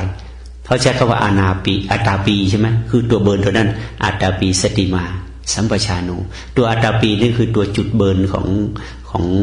องตัวไม่รู้นะเบิร์นด้วยอะไรด้วยสติสัมปชัญญะเข้าไปเบิร์นตัวไม่รู้ออกไปตัวรู้ก็ตื่นขึ้นมาเขาเรียกผู้รู้ผู้ตื่นผู้บานเพราะฉะนั้นพุทธศาสนาคือศาสนาของผู้ตื่นเพราะนั้นชื่อเดิมของพุทธเจ้าก็สิทธัตถะใช่ไหมพอท่านพบตัวนี้ท่านคนอื่นเรียกท่านนะพุทธเจ้าเนี่ยตัวเองถ้าท่านมาเรียกตัวเองพุทธะล่ะถ้าเรียกตัวเองว่ายังไงตถาคตเราตถาคตอย่างนั้นอย่างนี้ไม่เราพุทธะอย่างนี้ไม่เคยมีใช่ไหมไม่เคยเจอแต่เราเรียกท่านให้ฉายาท่านว่าพุทธะรู้สึกเหมือนจะเด็กเลี้ยงควายตามประวัติให้ชื่อพระพุทธเจ้าเพราะพระพุทธเจ้าท่านระลึกถึงว่าตอนเด็กเลี้ยงแกะที่ว่าท่านตอนที่ท่านบำเพ็ญทุกขกิริยาจนกระทั่งว่าไปไม่รอดล้มเป็นลมใช่ไหมที่อดข้าวอดน้ำอดล้นกั้นลมหายใจทีนี้ปรากฏว่าเด็กเลี้ยงแกะไปเจอเข้าที่ท่านทนเป็นลมล้มเนี่ยเจอเข้าแล้วก็ไปลูบเนื้อลูบตัวตื่นขึ้นมาแล้วก็เอานมแพะเนี่ยนมแพะเนี่ยไปหยดใส่ปากท่านแล้วท่านค่อยฟื้นขึ้นมา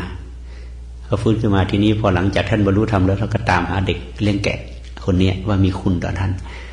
แล้วก็ไปสอนให้เด็กเลี้ยงแกะตื่นตัวไงสอนเรื่องสตินี่แหละตื่นตัวทีนี้ในภาษาอินเดียคำว่าตื่นตัวคือพุทธะใช่ไหมพอเด็กเหล่านั้นพอพระพุทธเจ้าสอนให้เกิดการตื่นตัวปั๊บก็งั้นท่านก็เป็นพุทธะสิเหมือนกันนะก็ท่านก็ได้ชื่อนี้พุทธะมาเขาก็เรียกพุทธะตลอดเลยซึ่งแต่ว่าท่านเรียกตัวเองท่านมาเรียกพุทธะท่านเรียกว่าเราตถาคตตถาคตแปลว่าอะไรคือมันเป็นอย่างนั้นน่ะโลกมันเป็นของมันอย่างนี้มันไม่เป็นอย่างอื่นท่านก็เอาความเป็นอย่างนั้นคำว่าตถาคตแปลว่ามันเป็นอย่างนั้นมันโลกนี้ไม่ได้เป็นอย่างอื่นนะคือมันจะต้องเป็นอนิจจังทุกขังอนัตตาตามนั้นออกอย่างอนิจจังทุกขังอนัตตามันก็อยู่เหนือมันก็จะเป็นอย่างนั้นของมันถ้าใครอยู่เหนือกฎของอนิจจังทุกขังอนัตตาก็พ้นทุกข์ถ้าคนไหนยังอยู่ภายใต้กฎอนิจจังทุกขังอนัตตาก็ยังเป็นทุกข์มันจะเป็นอย่างนี้กฎของแบบนี้ท่านเรียกว่าเป็นธรรมนิยามมันเป็นกฎตายตัวของมันอย่างนั้นท่านจึงเรียกว่าท่านรู้กฎอันนี้ท่านจึงเรียกตัวเองว่าตถาคตคือรู้ความเป็นอย่างนั้นของโลกเรียกว่าตถาคตนะดังนั้นเรื่องนี้จึงเป็นเรื่องที่เราต้องศึกษาต้องเข้าใจเวลาเราไปทำความเพียรอะไรต่างมันก็จะเกิดกำลังใจว่าสิ่งที่พระพุทธเจ้าตรัสไว้ทั้งหมดมันเป็นความจริงแล้วเราก็สนุกในการทำวันๆก็รวบรวมธาตุของพระพุทธเจ้าอย่างเดียวใช่ไหมมันรวมได้วันใดวันหนึ่งแล้วก็จึ้งขึ้นมาก็เป็นพุทธะอีกคนหนึ่งขึ้นมาแต่ว่าเราไม่ได้เป็นสัมมาสัมพุทธะเราเป็นอะไรเป็นอนุพุทธะเป็นสาวกพุทธะเป็นปัจเจกพุทธะนะเราเป็นพุทธะน้อยๆตามลงมา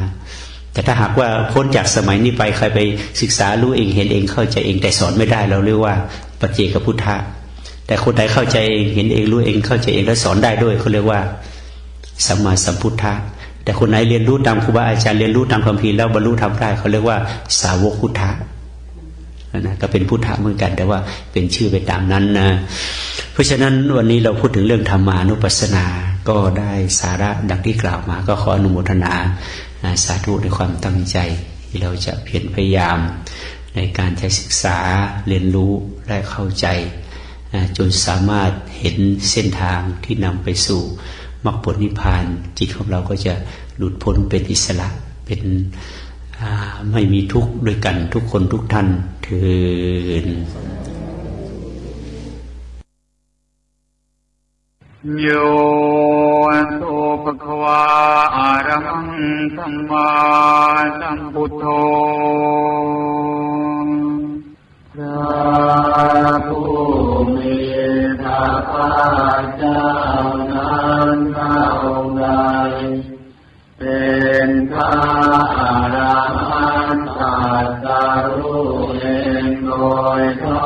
แล้วสวากาโตเยนะภะคะวะตาธัมโมพระธรรมคือศาสนาที่พระผู้มีพระภาคเจ้า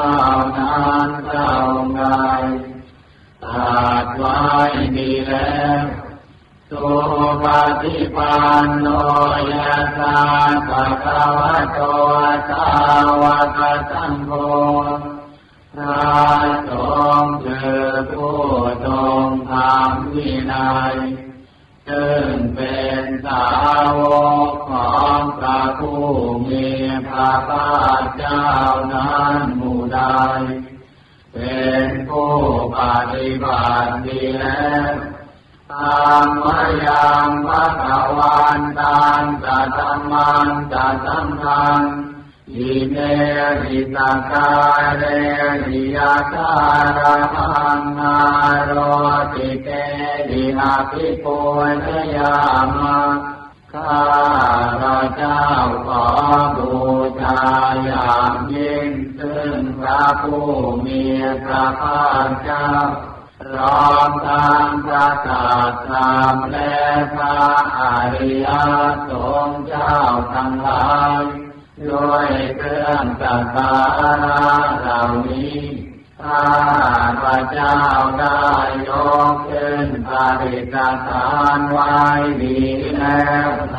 ที่อันสมควรอย่างยิ่งเช่นนี้สาธุโนปันเตภะคะวะสุจิราภรินิพพุตโตภิพระผู้มีพระภาคเจ้าพระองค์นั้นแม้ปรินิพพานนานแล้วก็ตามข้าแต่พระองค์ผู้เจริญซึ่งยังประโยชน์อันยิ่งใหญ่แด่สา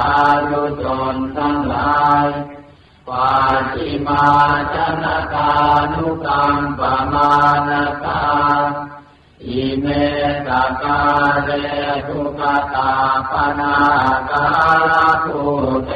ปฏิกันนาโตขอจงรับเครื่องสักการะบรรณาการของผลยากทั้งหลายเหล่านี้ด้วยเพื่ออนุเคราะห์แด่ประชุมชนผู้เกิดแล้วในภายหลังด้วยธรรมาตังทิกรตังหิตายะสุขายะเพื่อเป็นประโยชน์เพื่อความสุขแก่ข้าพเจ้าทั้งหลายสิ้นกาลนานเทอญอะระหังสัมมาสัมพุทโธภะคะวาพระผู้มีพระภาคเจ้าเป็นพระอรหันต์ดับกิเลสทุกข์สิ้นเชิง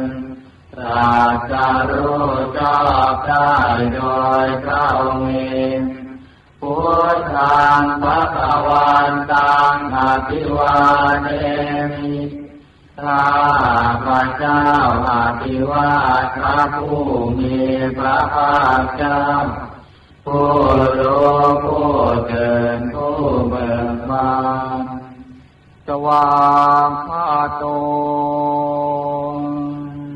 ภะคะวะตาธัมโมพระธรรมเป็นธรรมที่พระผู้มีพระภาคเจ้าตรัสไว้ดีแล้วธรรมังนัมมัสสามิข้าพระเจ้านมัสการพระธรรมสุปฏิปันโนภะคะวะโตสาวกสังโฆพระสงฆ์สาวกของพระผู้มีพระภาคเจ้าปฏิบัติดีแล้วสังฆังนามามิข้าพระเจ้านอบน้อมพระสงฆ์ ท่านธรรมยามพุทธัสสะภะคะวะโตปุปภาคณมการังกะโรมาเสนะโมตัสสะภะคะวะโตขอนอบน้อมแด่พระผู้มีพระภาคเจ้าพระองค์นั้นพระอรหันตซึ่งเป็นผู้ไกลจากกิเลสสัมมาสัมพุทธัสสะตรัสรู้ชอบได้โดยพระองค์เองนะโมตัสสะภะคะวะโตขอนอบน้อมแด่พระผู้มีพระภาคเจ้าพระองค์นั้นพระอรหันตซึ่งเป็นผู้ไกลจากกิเลสสัมมาสัมพุทธัสสะตรัสรู้ชอบได้โดยพระองค์เองนะโมตัสสะภะคะวะโตขอนอบน้อมแด่พระผู้มีพระภาคเจ้าพระองค์นั้นพระอรหันตซึ่งเป็นผู้ไกลจากกิเลสสัมมาสัมพุทธัสสะตรัสรู้ชอบได้โดยพระองค์เองท่านธรรมยามพุทธาภิทุติงกะโร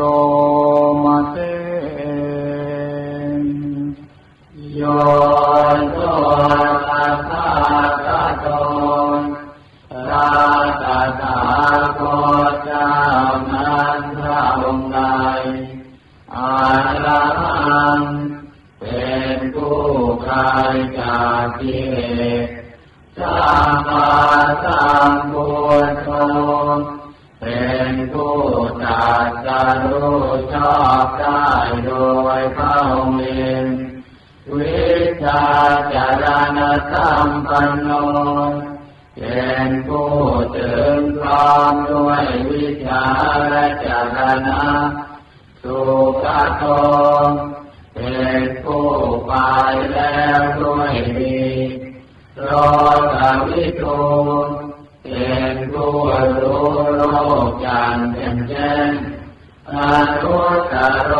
ปุริสธรรมสารถิเป็นผู้สามารถเกิดบุรุษที่สมควรฝึกได้อย่างไม่มีใครยิ่งกว่าตาตาเทวมนุษย์นังเป็นผู้สอนของเทวดาและมนุษย์ทั้งหลายพุทโธเป็นผู้รู้ผู้ตื่นผู้เบิกบานด้วยธรรมภควาเป็นผู้มีความจำเริญจำแนกธรรมสั่งสอนสัตว์โยอิมังโลกังสัพเพวะกังสัมมาระกังสัพพะมะกังสัจจมนะกัมมะนิงปัจจังสัพเพวะมนุสังสยังอภิญญาสาธิอาภวะภเวเทติพระผู้มีพระภาคเจ้าพระองค์ใดได้ทรงทำความดับทุกข์ให้แจ้งด้วยพระปัญญาอันยิ่งเย็นแล้วทรงสอนโลกนี้พร้อมทั้งเทวดามารพรหม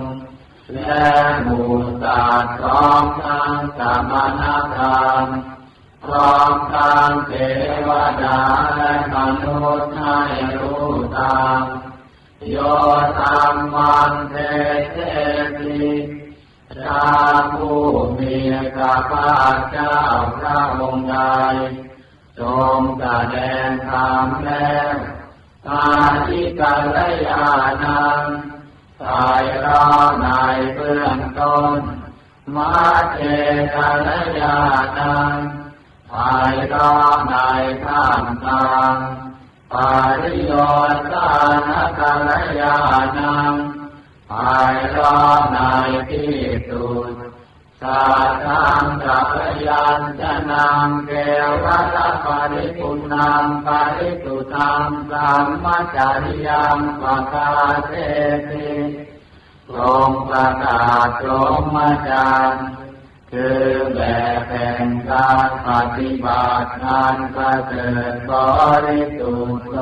ริบูรณ์สิ้นเชิงพร้อมทั้งอาจาพร้อมทั้งพยัญชนะตามมังภะคะวันตังอภิปูชยามิข้า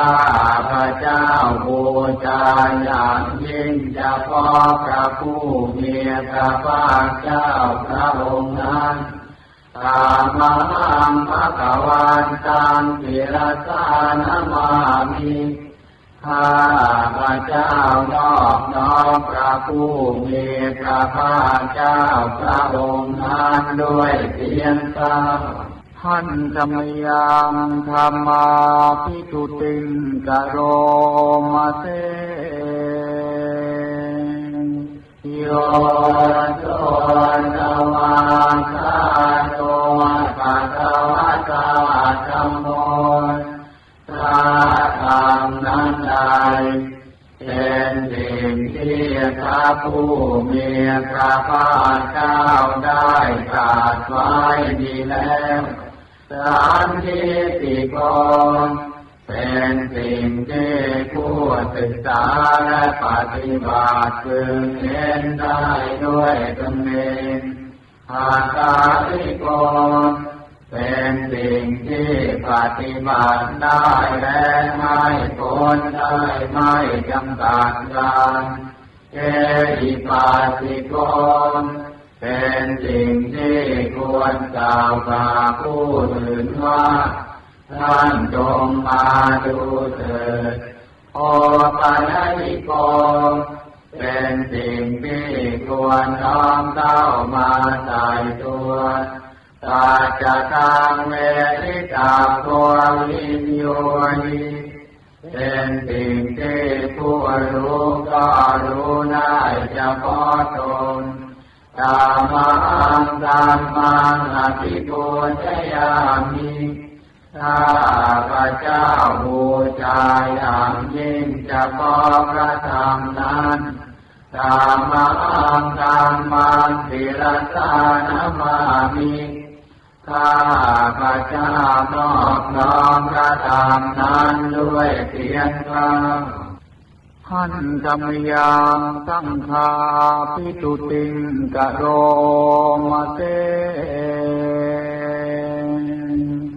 โยโสสุปฏิปันโนภะคะวะโตสาวกสังโฆสงฆ์สาวกของพระผู้มีพระภาคเจ้านั้นผู้ใดปฏิบัติดีแล้วโอ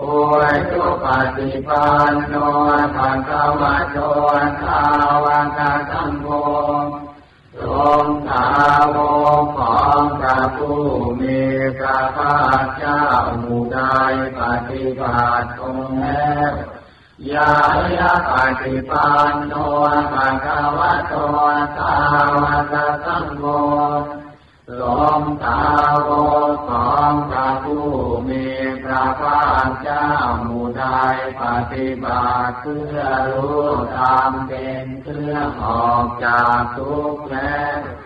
สามีจิปฏิปันโนภะคะวะโตสาวกสังโฆ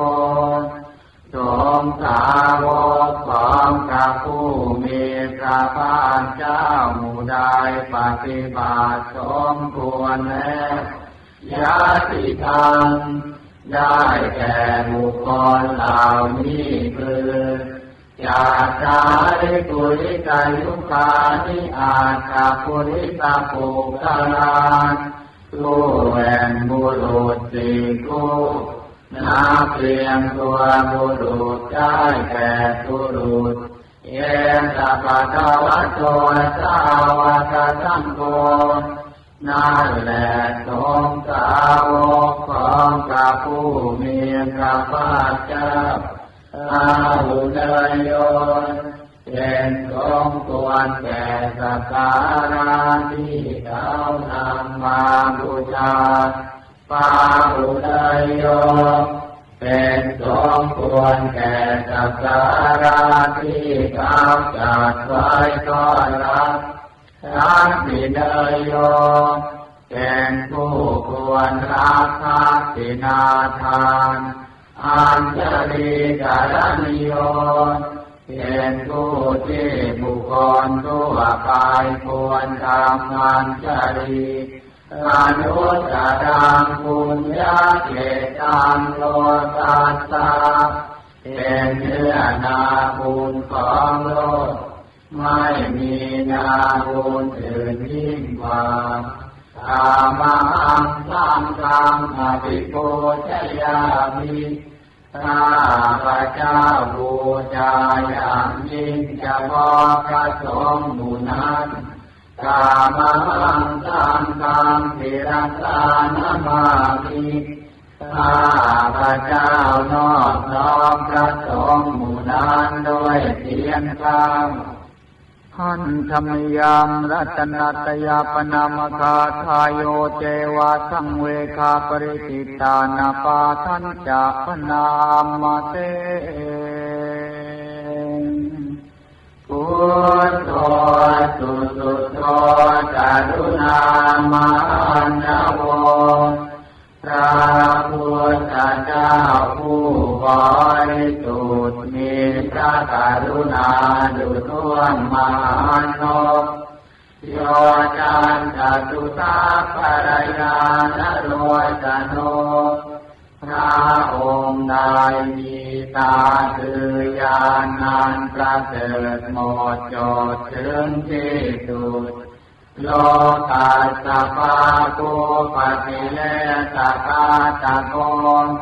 เป็นผู้ฆ่าเสียซึ่งบาปและอุปาทิเหตุของโลกวันทาภิพุทธังนะมาทะเรนะตังข้าพระเจ้าไหว้พระพุทธเจ้าพระองค์นั้นโดยใจเคารพเพื่อธัมโมปฏิโปวิยตาสัจจุโนพระธรรมของพระศาสดาสว่างรุ่งเรืองเปรียบดวงประทีปโยมัสสปากามตะเพทพิลโกจำแนกประเภทคือมรรคผลนิพพานส่วนใดโลกุตตโรโยจัตถาคติปโนซึ่งเป็นตัวโลกุตตะและส่วนใดที่ชี้แนวแห่งโลกุตตะนั้นวันทาวิธรรมังอามาทะเรนะตังข้าพระเจ้าไหว้พระธรรมนั้นโดยใจเคารพเพื่อสัมโพสุเทตาปยติเทตสันทิโตพระสงฆ์เป็นนาบุญนามยิ่งใหญ่กว่านาบุญอันดีทั้งหลายโยนิตาสันโตสุขทานุโภตโกเป็นผู้เห็นพระนิพพานตรัสรู้ตามพระสุคตหมู่ใดโลละปะหิโนอริโยสุเมธโตเป็นผู้ละกิเลสเสื่อมโลเลเป็นพระอริยเจ้ามีปัญญาดีวันทามิสังฆานามาทะเรนะตังข้าพระเจ้าไหว้พระสงฆ์หมู่นั้นโดยใจเคารพเพื่ออิเทวะเมกันตปิโกชเนยคังวัตถุทยังวันทยตาภิสังขตังปุญญังมยายังมมสสาตุปาทวา มาโหตุเวตาสัพพะวะสิทธิยาบุญใดที่ข้าพเจ้าผู้ไหว้อยู่ซึ่งวัตถุสามคือพระรัตนตรัยงานควรบูชายิ่งโดยส่วนเดียวได้กระทำแล้วเป็นอย่างยิ่งเช่นนี้ขออุปาสวะทั้งหลายจงอย่ามีแก่ข้าพเจ้าเลยด้วยอำนาจความสำเร็จการเกิดจากบุญนั้นอิทาจาคาคาโตโลเกอุปานโนพระตถาคตเจ้าเกิดขึ้นแล้วในโลกนี้อาระหังสัมมาสัมพุทโธเป็นผู้ไกลจากกิเลสอาสรู้ชอบได้โดยเราเองธรรมโมจะเทสิโตนิยานิโกและพระธรรมที่ทรงแสดงเป็นธรรมเครื่องออกจากทุกข์อุปาทานิโกกาลิปานิโกเป็นเครื่องสงบกิเลสเป็นไปเพื่อการนิพพานสัมโพธิธรรมีสุขตาภเวทิโตเป็นไปเพื่อความรู้พร้อมเป็นธรรมที่พระสุคตประทานมยันตังตามวันสุตวาเนวังชานามาพวกเราเมื่อได้ฟังธรรมนั้นแล้วจึงได้รู้อย่างนี้ว่าชาติปิทุกขาแม้ความเกิดก็เป็นทุกข์ชราปิทุกขาแม้ความแก่ก็เป็นทุกข์มรณะปิทุกขังแม้ความตายก็เป็นทุกข์โสกปาริเทวทุกขโทมานาสุปายาสาปิทุกขาแม้ความโศกความร่ำไรรำพันความไม่สบายกายความไม่สบายใจความคับแค้นใจก็เป็นทุกข์อาภิเยจิตัมปโยโกทุกโขความประสบกับสิ่งไม่เป็นที่รักที่พอใจก็เป็นทุกข์ปิเยนิวิขโยโกทุกโขความรักจากสิ่งเป็นที่รักที่พอใจก็เป็นทุกข์ยามปิทังนรปฏิตามปิทุกขังมีความปรารถนาสิ่งใดไม่ได้สิ่งนั้นก็เป็นทุกข์ตามที่เตนะปัญจุปาทานะขันธาทุกขาว่าโดยย่ออุปาทานขันธ์ทั้งห้าเป็นตัวทุกข์สยาธิธรรมได้แก่สิ่งเหล่านี้คือรูปุปาทานขันธ์โทขันธ์เป็นที่ตั้งแห่งความยึดมั่นคือรูปเวทนาปาทานขันธ์โทขันธ์เป็นที่ตั้งแห่งความยึดมั่นคือเวทนาสัญญาปาทานขันธ์โทขันธ์เป็นที่ตั้งแห่งความยึดมั่นคือสัญญาสังขารูปาทานขันธ์โทขันธ์เป็นที่ตั้งแห่งความยึดมั่นคือสังขารวิญญาณูปาทานขันธ์โทขันธ์เป็นที่ตั้งแห่งความยึดมั่นคือวิญญาณเยตังสาริยายะเพื่อให้สาวกกำหนดรอบรู้อุปาทานทั้งเหล่านี้เองธารมาโนโตภควาจึงพระผู้มีพระภาคเจ้านั้นเมื่อยามทรงพระชนอยู่เอวังเต้าลังสาวะเทวิเนติย่อมทรงแนะนำสาวกทั้งหลายเช่นนี้เป็นส่วนมากเอ เอวังปังกาจะปนาจะปะคะวะโตสาวะเกตุอนุสาสนีพระหุลาภวะจัตติอาถึงคำสั่งสอนของพระผู้มีพระภาคเจ้านั้นย่อมเป็นกายในสาวกทั้งหลายส่วนมากมีส่วนคือการจำแนกอย่างนี้ว่ารูปังอนิจจังโลกไม่เที่ยงเวทนาอนิจจังเวทนาไม่เที่ยงสัญญาอนิจจังสัญญาไม่เที่ยงสังขาราอนิจจังสังขารไม่เที่ยงวิญญาณังอนิจจังวิญญาณไม่เที่ยงรูปังอนัตตารูปไม่ใช่ตัวตนเวทนาอนัตตาเวทนาไม่ใช่ตัวตนสัญญาอนัตตาสัญญาไม่ใช่ตัวตนสังขาราอนัตตาสังขารไม่ใช่ตัวตนวิญญาณังอนัตตาวิญญาณไม่ใช่ตัวตนสัพเพสังขาราอนิจจาสังขารทั้งหลายทั้งปวงไม่เที่ยงสัพเพธัมมาอนัตตาติธรรมทั้งหลายทั้งปวงไม่ใช่ตัวตนดังนี้เตนะยังโอตินามาพวกเราทั้งหลายเป็นผู้ถูกครอบงำแล้วชาติญาณโดยความเกิดชรามรณะนาโดยความแก่และความตายโสเภหิปริเทเวหิทุกเขหิโทมานาเตหิอุปายาเตหิโดยความโศกความร่ำไรรำพันความไม่สบายกายความไม่สบายใจความคับแค้นใจทั้งหลายทุกข์ทรมาน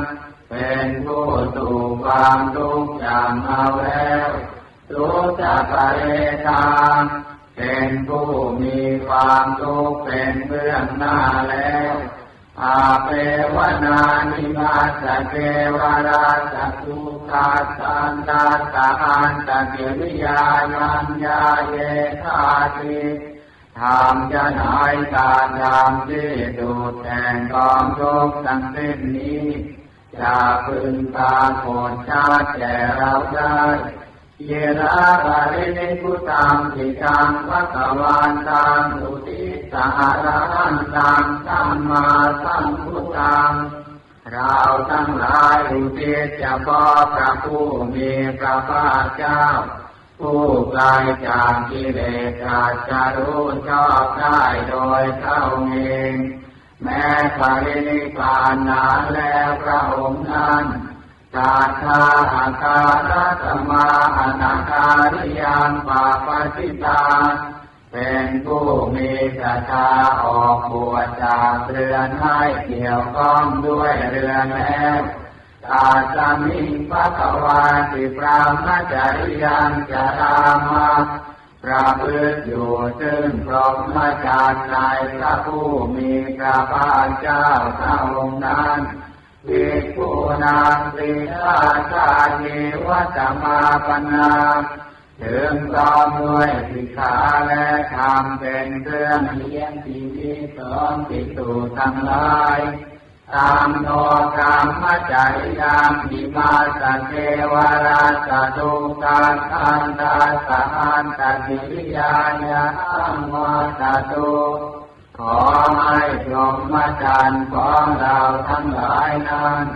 จงเป็นไปเพื่อการทำที่สุดแห่งกองทุกข์ทั้งสิ้นนี้เถิดทิรามารินิพุตังทิตังภควาตังสารนังคตังเราทั้งหลายช่วยถึงแล้วซึ่งพระผู้มีพระภาคเจ้าแม้ปรินิพพานนานแล้วพระองค์นั้นเป็นสารณะธรรมันจะสังฆันจะ ธรรมด้วยถึงพระสงฆ์ด้วยกาลาภวะตัวสาสนังยะธาสติยะธาพลังมนสิกาโรมานุปฏิปดามาอยากทำลายใจอยู่ปฏิบัติตามอยู่ซึ่งธรรมสั่งสอนของพระผู้มีพระภาคเจ้าในภาสติกำลังข้าได้โดยปฏิปฏิขอให้ความปฏิบัตินั้นของเราทั้งหลายที่ไม่จะเกวะไรจะทุกขันขันธาสหันจะพิริยายาสังวัตตุจงเป็นไปเพื่อการทำที่สุดแห่งกองทุกข์ทั้งสิ้นนี้เถิด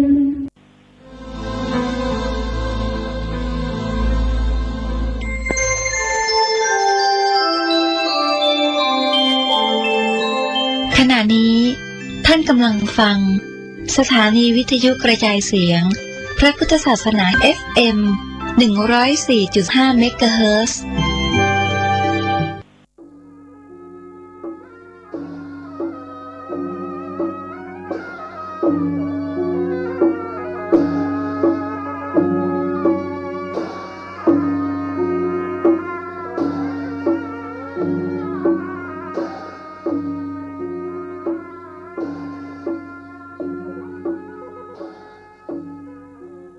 ขอความเจริญในธรรม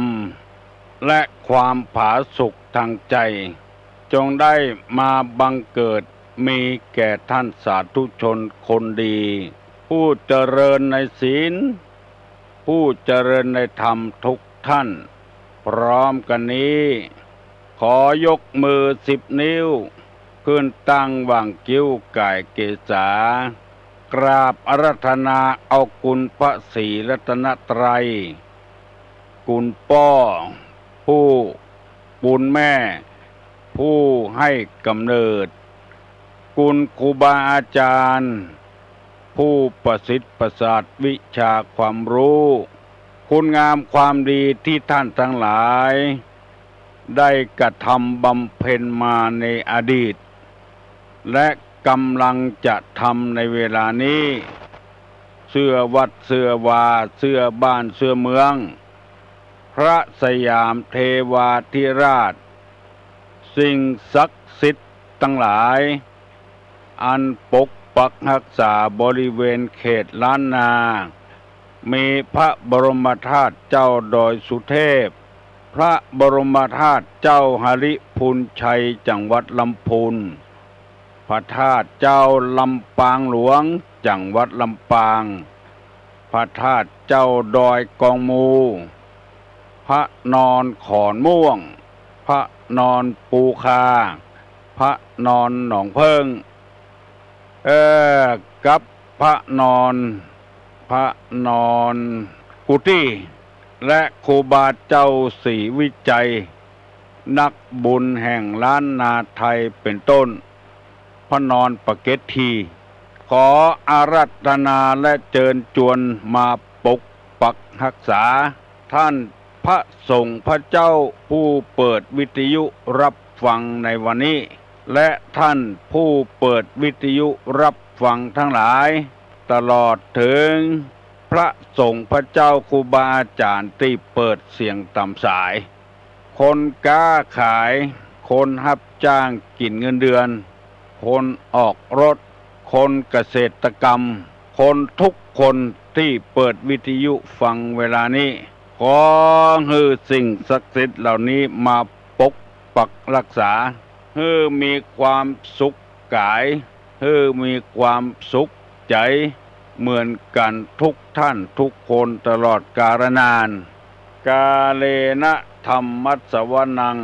เอตัมมังคละมุตตะมังมาละเนอเสียงก้องเสียงกองเสียงมองต่ำเข้าเสียงตุเจ้าเทศนาธรรมมาถึงบ้านถึงในบ้านถึงในสุดในมุ้งถึงในที่นอนถ ถึงในที่รถที่รางกำลังขับอยู่ถึงในกาดในลีอยู่ในสุดในมุ้งอยู่ในห้องครัวอยู่ในห้องน้ำมากุฏิที่พ่อแม่พี่น้องทั้งหลายเปิดวิทยุรับฟังวันนี้มาเพื่อให้ท่านทั้งหลายได้ตื่นกัน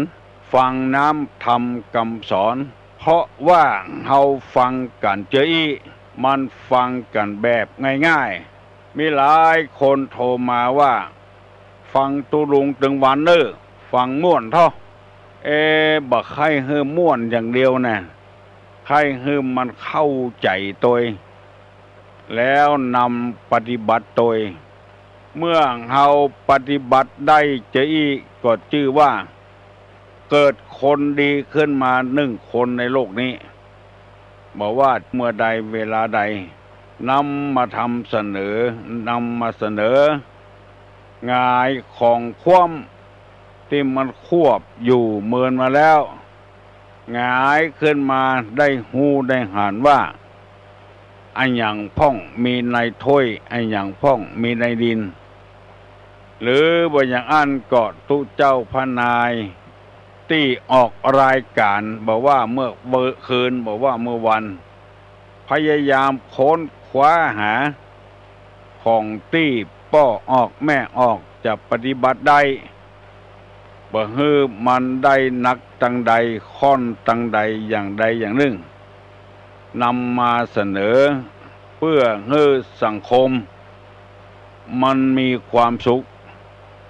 คำว่าสังคมนั้นก็คือคนตั้งแต่2-3 คนขึ้นไปรวมตัวอยู่เป็นสังคมได้แล้วใน2-3-4-5 คนนี้เคยพิษเคยเถียงมาก่อนระหว่างผัวเมียลูกเต้าหมู่นี้ละหองละแหงกันมันดีขึ้นมาบ่มีการละหองละแหงกันก็ชื่อว่าปรับปรุงสังคมให้มันดีขึ้นอย่างน้อยเจ้าวันหนึ่ง3-4-5 คนก็พอใจแล้วยินดีกว่าที่มันบ่สังคมกับกันบ่สามัคคีกับกันทุกอย่างมันเกิดมาในโลกนี้มันมีทั้งสาระประโยชน์มีทั้งให้โทษเมื่อเฮาเป็นชาวพุทธแล้วควรจะดีเอาของที่เป็นประโยชน์ของที่มันให้โทษนั้นอย่าไปสร้างมันรกมันขึ้นมาปล่อยมันจมอยู่ในขี้ดินขี้ทรายพุ่นบ่ต้องดึงขึ้นมาดึงแต่สิ่งที่เป็นประโยชน์เข้าใจกันอู้กันถูกกันล่งกัน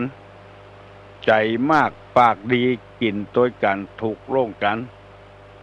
คนเฒ่าคนแก่ก็ย่างจมย่างแซมเฮานึกถึงวันเวลาที่เฮาจมฮือแซมฮือลูกฮือหลานเป็นเวลามาเป็น10 ปีแล้วประโยชน์ที่มันเกิดขึ้นบ่เกิดขึ้นอย่างสักอย่างมีแก่ก็จะทำลายจิตใจละเอกละอ่อนลูกหลานเหลนอันอยู่กับบ้านกับจองหัวค่ำมาไปเปื้อนคบฝูงกินเหล้ากินยามาแล้วพิษหัวกันลงมือที่ไหนบ่ได้มาลงมือกับลูกกับลงมือกับเมียไปแก้แค้นกันที่หั่นอันนี้ก็เป็นทางแห่งทางหนึ่งเปิ้นฮ้องว่าทางอบายมุขหนทางที่เข้าไปสู่หาความเจริญบ่ได้ดังนี้เป็นต้นจึงได้นำมาฝากกับพี่น้องทั้งหลายกูเจ้าตั้งแต่6 โมงไปถึง7 โมง6 โมงเกิงตั้งเจ้านี่ประกาศธรรมะ6 โมงเกิงตั้งป่ายนี่ได้สนทนาปลาใสกับญาติกำยมทั้งหลายบางคนเปิ้นก็บ่ให้ฮื้ออู้กับไผฮื้อตุลุงเล่าเหี่ยคนเดียว1 ชั่วโมงอันนี้เฮาฟังแล้วเฮาบ่รู้สึกหยังค คนที่ว่าคือฟังนั้นมันมีความรู้สึกเมินไปเกินชั่วโมงเกินกว่า30 กว่านาทีแล้วมันก็อิดพ่องปากบักไข้ถูกไข้เถื่อพ่องหมู่นี้เป็นต้นก็เอากันคนละครึ่งทางอย่าไปฮื้อเนี่ยอย่างฮื้อมันเหมือนใจกูย่างมันบ่มีก็แล้วไปมีก็ฟังอย่าแต่เป็นนักเลงการฟังที่จัดดีอย่าไปคายันขยอฮื้อมันมีอย่างบางรายไข้ฮื้อตู้ลุงเตศเตโจญาโมกาหอยให้กาอย่างหมู่เนี้ยเปิ้นเทศไว้แล้วเปิ้นสอนไว้แล้วก็ฮื้อไปฟังคนอื่นพ่องอย่าไปฟังคนเดียวมันจะฮื้อเหมือนใจมันตึงบ่เหมือนอดเอาฟังไปเรื่อยๆเรื่องมันจะปรากฏขึ้นมาทีหลังเมื่อเฮายังมีความรู้สึกอยู่มีความรู้คิงอยู่ก็พยายามฟังไปเรื่อยๆถ้าสติปัญญาบดีแล้วบ่ต้องฟังเพราะว่านิสัยใจนั้นฟังธรรมตึงบ่เข้าอกบ่เข้าใจคนที่ทำบ่เข้าอกเข้าใจบ่ฮู้วิชาธรรมนั้น1คนเมาสุรา2คนเลินเล่อ3คนบ้าคลั่ง4คนขับแค้นใจ5คนโกรธ6คนอดคนอยาก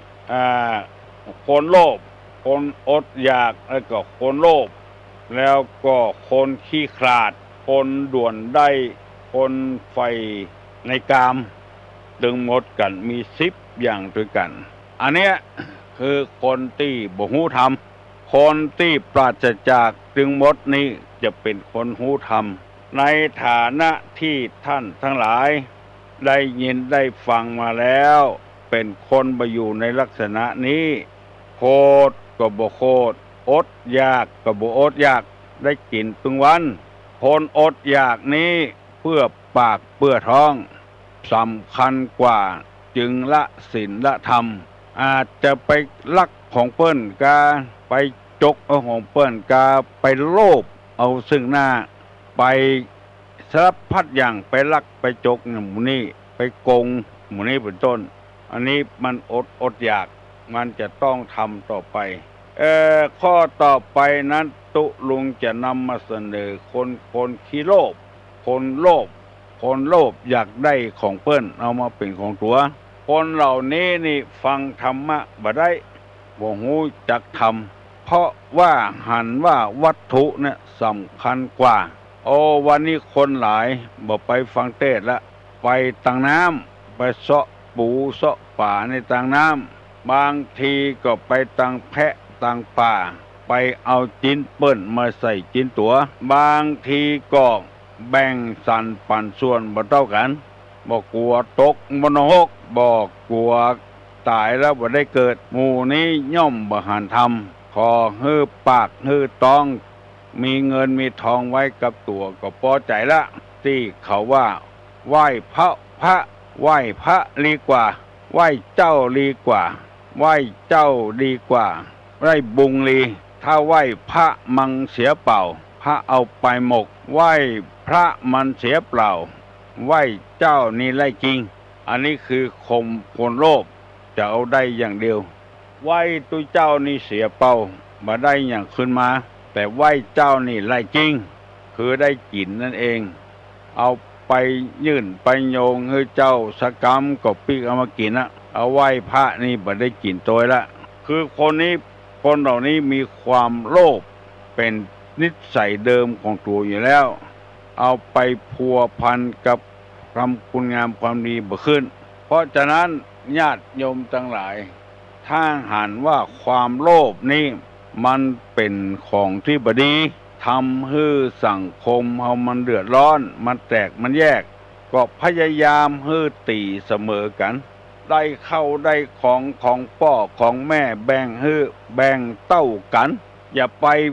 เป็นไก่เชียเขาองค์ตัวเก่าประตกประเสียงคนอื่นนั้นบ่สำคัญละหันสำคัญนี่ตัวเองนี่สำคัญกว่าเปิ้นทั้งที่เป็นลูกพ่อเดียวกันแม่เดียวกันแบ่งทรัพย์สมบัติมาเต้ากันที่โลภ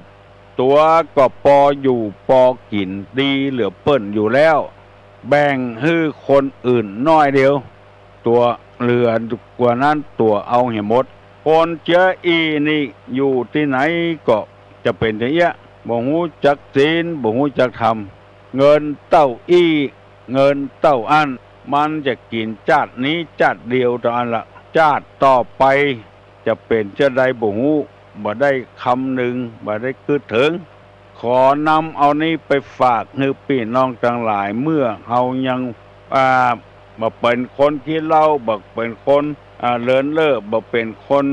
บ้าคลั่งบ่เป็นคนคับแค้นบ่เป็นคนขี้โกรธบ่เป็นคนยากคนจนแล้วบ่เป็นคนขี้โลภก็พยายามแบ่งสรรปันส่วนให้มันเท่ากันขี้โลภนี่มันเป็นเหตุให้คนเอาผิดกันเถียงกันจะอยู่เหี่ยคนเดียวจะได้เหี่ยคนเดียวพี่น้อง10 สาวชาวบ้านเปิ้นหูเรื่องเปิ้นก็จะติสินนินตาเปิ้นก็จะเล่าหน้าจากขวัญเปิ้นก็จะบ่นับถือเปิ้นถือว่าเป็นคนบดีไปเหี่ยเมาทรัพย์สมบัติในชาตินี้ตายแล้วบ่ได้ไปโตยสักอย่างลูกหลานนึกว่ามันจะสืบพอตายไปแล้วก็แบ่งเอาไปขายหมดเลยเอาไปเทอันนี้เกิดจากมีความโลภเป็นสันดานได้อย่างมาจะเอานักเด้อเปิ้นความจริงนั้นไผก็ใครได้เหมือนกันหมดแต่ว่าเปิ้นเอาธรรมะเข้ามาสั่งมาสอนเข้ามาตักเตือนเพื่อให้เป็นคนดีบางคนนี่บ่ฟังละตามใจเถอะบางคนนี่กำลังฟังมันของจะอี้มันบัดเต้าใดกับกันมันบัดถอนอมน้ำจิตน้ำใจกันเพื่อวันลุนปุ่นป่ายมาคนหูเข้ามันจะเสียใจเมื่อลุนความลับบ่มีในโลกอันนี้เป็นพุทธภาษิตกล่าวไว้ว่านัตถิโลเกละโหนามะชื่อว่าที่ลับไม่มีในโลกได้อันอย่างมาที่ไหนมาบอกฮือกันหูเหียได้เต่าอันเอาฮือหมอนั้นเต่าอันบอกฮือหูเหียมันก็หมดเรื่องถามไปแล้วบ่โปร่งใสบ่แจ่มแจ้งอันนี้อยู่นิสัยของคนโลภข้อต่อไปนั้นคนขี้ขลาดอันนี้เป็นกรรมของไทยขี้ขลาดคำว่าขลาดไทยนี่ตั้งเหนือเขาว่าขี้กัวเป็นคนขี้ขลาดนี่คนขี้กัวสปะสปืนกัวเป็นอย่างก่อนเนี่ยยังก็บ่ได้จะปฏิบัติยังก็บ่ได้กัวไปฟังเมื่อหนุ่มเมื่อกำฟังธรรมะเขาวัดเขาวาเมื่อหนุ่มเมื่อกำกัวเขาว่าฮึยังหนุ่มยังกำลังหิกำลังหาอยู่กัวไปเมื่อเท่าบุญก่อนเสียหัวเข้าบดีมามีเขาเอาลูกเอาหลานมาฮือเลี้ยงเหี่ยบ่ได้ทำอย่างสักอย่างแล้วกัวสปะสปืนกัวไปตังวัดบ่มีไผพ่อไผก้อยทรัพย์สมบัติตังบ้านจะใส่ชุดขาวไปโดยปื้นกลัวเขาว่าฮึเป็นซาลาเปาบอกว่าปดจายบอกว่าไม่ยิงเมาแต่ขี้ขลาดเมาแต่กลัวเป็นคนมีปุ่มด้อยเนี่ยยังก็กลัวเหียประตกประเสียงการทำความดีนี่บ่ต้องกลัวไผเฮาบ่เดือดร้อนไผเฮาใส่ชุดขาวไปวัดเฮาก็บ่ใจไปขอของเขาของเฮานั่นเองของเฮาเนี่ยซื้อเอาคนเดียวเอามานุ่งคนเดียวกลัวเปิ้นว่าขี้ขลาดคนขี้ขลาดนี้ได้ไหนบ่เพียวไหนถ้าบ่มีบุญบารมีแต่ว่านี่บ่มีโอกาสได้หันน้ำทำคำสอนกลัวประตกประเสียงจะไปทำบุญตานขันเข้าก็กลัวเปิ้นว่าฮึพ่อแม่ตายเมื่อใดเมื่อเบาละไปตานอย่างแถมเปิ้นจะไปเกิดจุเปิ้นมือไปอันนี้ห้องว่าคนขี้ขลาดตาขาว ผัวก็จ้างเมียก็จ้างถ้าอยู่ด้วยกันเนี่ยย่อมมหันธรรมบ่มีโอกาสได้ฟังธรรมฟังเทศน์ไปนั่งฟังกลัวตุเจ้าเทศน์เมินกลัวเขารักเกิบกลัวเขามาคุยบ้านคุยจองบ่มีไผเฝ้าบ้านเฝ้าจองกลัวบ่มีไผเลี้ยงลูกเลี้ยงหลานหลานน้อยอยู่ตกหั่นตกนี่กลัวไปเหี่ยสปะสปืนอย่างแม่อุ้ยลาไปนอนวัดเปิ้นก็ไปบอกว่าอุ้ยลาเฮ้ยไปนอนวัดนอนวายเหียได้แล้วละอ่อน2 คนลูกสาวกับลูกเก้าก็ใหญ่ขึ้นมาแล้วโป่งให้เขาไว้เหียกลัวประตกประเสียงกลัวเปิ้นจะมาทำลายละอ่อนกลัวเปิ้นมาคุยละอ่อนปะสปืนหลายเตื้อเข้าหลายเตื้อเข้าทนฟังเปิ้นมาได้ก็เลยซื้อชุดขาวมาไปนอนวัดโดยเปิ้นแล้วบอกให้ลูกสาวว่าอีละมานี่ก่อนแม่จะสอนสูปีนี้แม่ก็อายุนักขึ้นมาละ60ปลายเกือบ70ละจะไปนอนวัดโดยเปิ้นการงานไอ้อย่างในบ้านในจองสู่กึดเอาคนเดียวแม่บ่คล้องบ่เกี่ยวในวันศีลนั้นวันเดียวบ่ได้วันกับคืนเรียกว่าเอกติวสังอิมันจะละติงอิมันจะทิวสังวันหนึ่งกับคืนหนึ่งปีนั้นอุยลาก็ไปแตะไปนอนวัดโดยเปิ้นได้สัก2-3 ศีลปรากฏว่าเปิ้นถามซื้อหมูใครขายก็ใครขายถ้าขายไปก็กลัวอีแม่มาด่าหัวกลัวมันปุดตื่น2 คนพี่น้องเนี่ยจะได้อีก็เลยใจอีน้องตัวล่าไปบอกกับแม่ตูเจ้ากำลังเทศธรรมอยู่ในวิหารแม่อุ้ยล่านั่งหิมประตูอีน้องอีล่าก็แฮมเข้าใส่แม่อุ้ยล่าได้ยินก็จำเสียงลูกตัวเก่าก็เร็วมาพ่ออีล่าแล้วก็ควักมืออุ้ยล่าออกไปอู้ตังนอกวิหารอีล่ามึงมาเนี่ยอย่างอีน้องแม่เปิ้นมาถามซื้อหมูนะเองเขาบ่กล้าตัดสินใจว่าจะขายเท่าใดเวลาก็บอกเวลาเฮ้ยวันนี้วันศีลวันธรรมแม่จะมาเอาบุญเหตุกรรมเนี่ยจะได้นี่เอาสู่เขาว่าเถอะขายเท่าใดก็ขายเถอะแม่กำลังจะอาบน้ำฟังธรรมจะนอนวัดนอนวาเป็นม่านมากวนใจรู้นี่ว่างืออีน้องไปเถอะไปแล้วอีล่าก็อีน้อยอีน้องก็ออกวัดไปไม่อุ้ยล่ามากึดใจว่าซื้อหมูตะอันซื้อแกบเลี้ยงตะอันถ้าเขาถูกขายถูกกว่านั้นมันก็ปุดตื่นเสียเวลาเนี่ยจะได้ก็เลยล่นโดยก้นอีล่าอีน้องมานี่ก่อนเนาะเข้ามาหานี่ก่อนเนาะเข้ามาหาอันนั้นนะถ้าบ่ได้6จะไปปล่อยกลัวปุดตื่นถ้าบ่ได้600จะไปขายก็ว่า60 บาทบ่ฮู้หมูตะก้อนมันถูกอันเนี้ยก็เป็นมนทินมาเต้าประเดียวคือความขาดกลัวมันปุดตื่นหมูนี้เป็นต้นเนี่ยยังก็กลัวคนขี้ขลาดนี้จะบ่ใครฮู้ธรรมะธรรมโมอย่างเปิ้นฟังไอ้หยังก็บ่ใครฟังตัวเปิ้นเพราะมันเมาขัวและแถมข้อหนึ่งเกือบข้อสุดท้ายแล้วแต่ยังบ่ใจเตื้อลักษณะของคนที่บ่ฮู้จักธรรมคือคนด่วนได้ฟังฮีบอันนี้ก็รวดเร็วเกินไปให้มันเหมือนใจบ่โน้นยังบ่แก่เตื้อตัดเอามาอุกมันกินบ่ลำนะมันบ่หวานแท้ให้เอามาหนูนมาอุกนี่พอใบเลี้ยงมันเหี่ยก่อนที่ควันบ่หนูนแก่นั้นนะมันจึงมีใบเลี้ยงมันอยู่หันใบถ้ามันใบเลี้ยงนั้นเหลืองแล้วอันนั้นตัดมาอุกเถอะเอาไม้ขดจดหัวมันเหี่ยเมื่อกี่วันก็ได้กินละต่อยดังบุบอันนี้ใบเลี้ยงมันยังบ่เหลืองเตื้อบ่เหี่ยวเตื้อฟังตัดมาอุกเตื้อมันยังบ่แก่เต็มที่เตื้อคนด่วนได้นี่คือฟังเฮีบนี่บ่ล่ำหันธรรมะธรรมโมหยังสักอย่างใจบ่เย็นกระวนกระวาย ด่วนได้คนด่วนคนใจฮ้อนใจเฮามันจึงห้อยอยู่ที่เก่านั่นแล้วเปิ้นว่าเฮือทำใจเย็นๆไว้ก่อนสอนตัวเก่าปลุกระดมตัวเก่าวันพูกตะวันตึงจะออกอยู่มันตึงบ่พลาดไปไหนเพราะแต่เจ้านี่มันก็ออกวันพูกมันถึงออกอยู่วันเวลาบ่ใจของเฮาคนเดียวมันเป็นของคนถึงโลกซื้อรถใครได้ลำไปด่วนได้ลำไปรถตีได้รถตีบดีเพราะเฮาด่วนนำไปถ้าเอาไปคืนเฮ้เปิ้นมันบ่ใจว่าคืนต่อต่ำซื้อมาแสน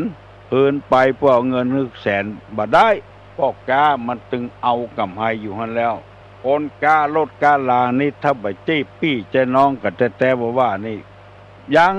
บ่เอาที่สุดก็10,000พุ่นละ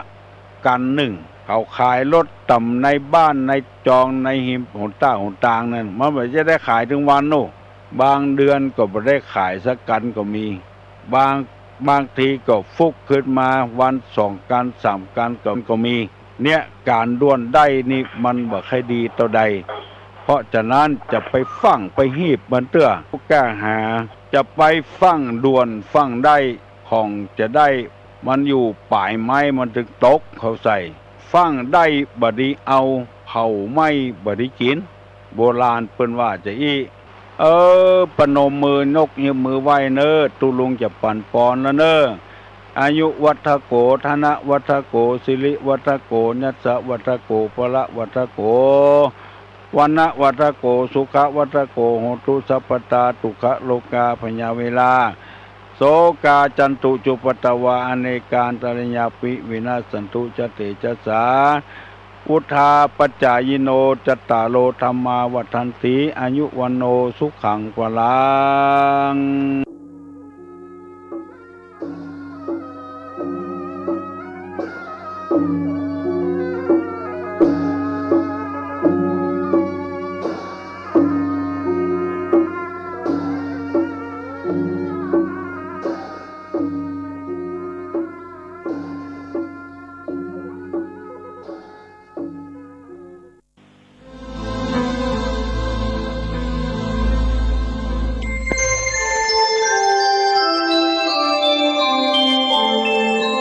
ขณะนี้ท่านกำลังฟังสถานีวิทยุกระจายเสียงพระพุทธศาสนา FM 104.5 เมกะเฮิรตซ์บอกกาดแก้วมาเริ่มก่อสร้างแถมกรรมระยะ2 ปีเสร็จดีเรียบร้อยเป็นวัดบ่อน้อยงามดีกันเสร็จจากนั้นก็ไปนั่งกึดสร้างสะพานบ้านสานยังอยู่อารามชั่วคราวที่หันเป็นสะพานยาวบอดใหญ่ของสั้นกว่า40 วาแต่ตักกำลังบ่หลายคนบ่ปอนักได้แต่ฐานตั้งในดินจากไพรฟ้าประชาเดินตีนข้ามแม่น้ำปิงวันตกออกใต้รถล้อไปมาง่ายลำแต่อานิจจังสินธรรมเจ้านั้นยกย้ายจากหันไปปันเพราะเป็นห่วงวัดบ้านปางตั้งหลังปูนก็กำลังก็แป่งไว้หันวิหารลันกันบ่อน้อยวัดเก่าหลังบ่เฮือตามก้อยจักแป่งแต่งสร้างอย่างดีรอปูนทางนั้นดินก้อนบ่มีแป่งไว้เฮือดีกุมหลายเจนปลายหน้าแต่อานิจจาครูบาเจ้าข้าอายุบ่ยืนยาวไปนักพญาติโรคาอาพาธเขาจักบังเกิดขึ้นไปในยะฮือเล่าร้อนนครหัวใจหม มโหกโลกภัยเป็นไปหลายทางตามภาษาหมอตามหาเจ้าบ้านว่าโลกฤทธิ์สีดวงทวันเจาะจำจากถ่ายที่ใดลำบากยากลำสังขารตั้นเจ้าครูบาศิษย์โยมใหญ่น้อยบ่ได้ลาสาฝนกินฝนตายุกยาตามบ้านก็ปอทุเราไปอย่างนั้นหูข่าวถึงหูของคนหลายจันบ่เจียงยะอันสันใดได้แต่ไปมาบ่ละเจ้าหลวงจักคำเจ้าจอมไฟหน้านึกถึงครูบาตันพระจิงฮือศีนาไปหาบ่ละนิมนต์ตันเจ้าเข้าเวียงใจอยู่บ้านนอกปุ้นตั้งยาวข้าวกายหมดหมอจักไปเยี่ยวยาอยากใบพ่อตั้งเตียวตีนเดินดินหอนไม้บ่เหมือนเมืองไทยสมัยนี้ต้านหูเข้าใจบ่ได้หลีกลี่จำเป็นยกย้ายมาใกล้หมอยากาละยามนั้นซ้ำเป็นกลางวัดสาต้นเดือนกันยาน้ำนองเสียด้วยป้อออกศรัทธาศิษย์โยมหลายนาติดตามตัวมาบ่ละมีไผ่พ่องจาที่เป็นตูพระก็จำบ่ได้เมินมาที่จำได้แต่บ่ผิดแผกตาก็คือเน้นมาตนหนุ่มตนน้อยเป็นเน้นตนเดียวที่จันครูบาก็หาบ่ได้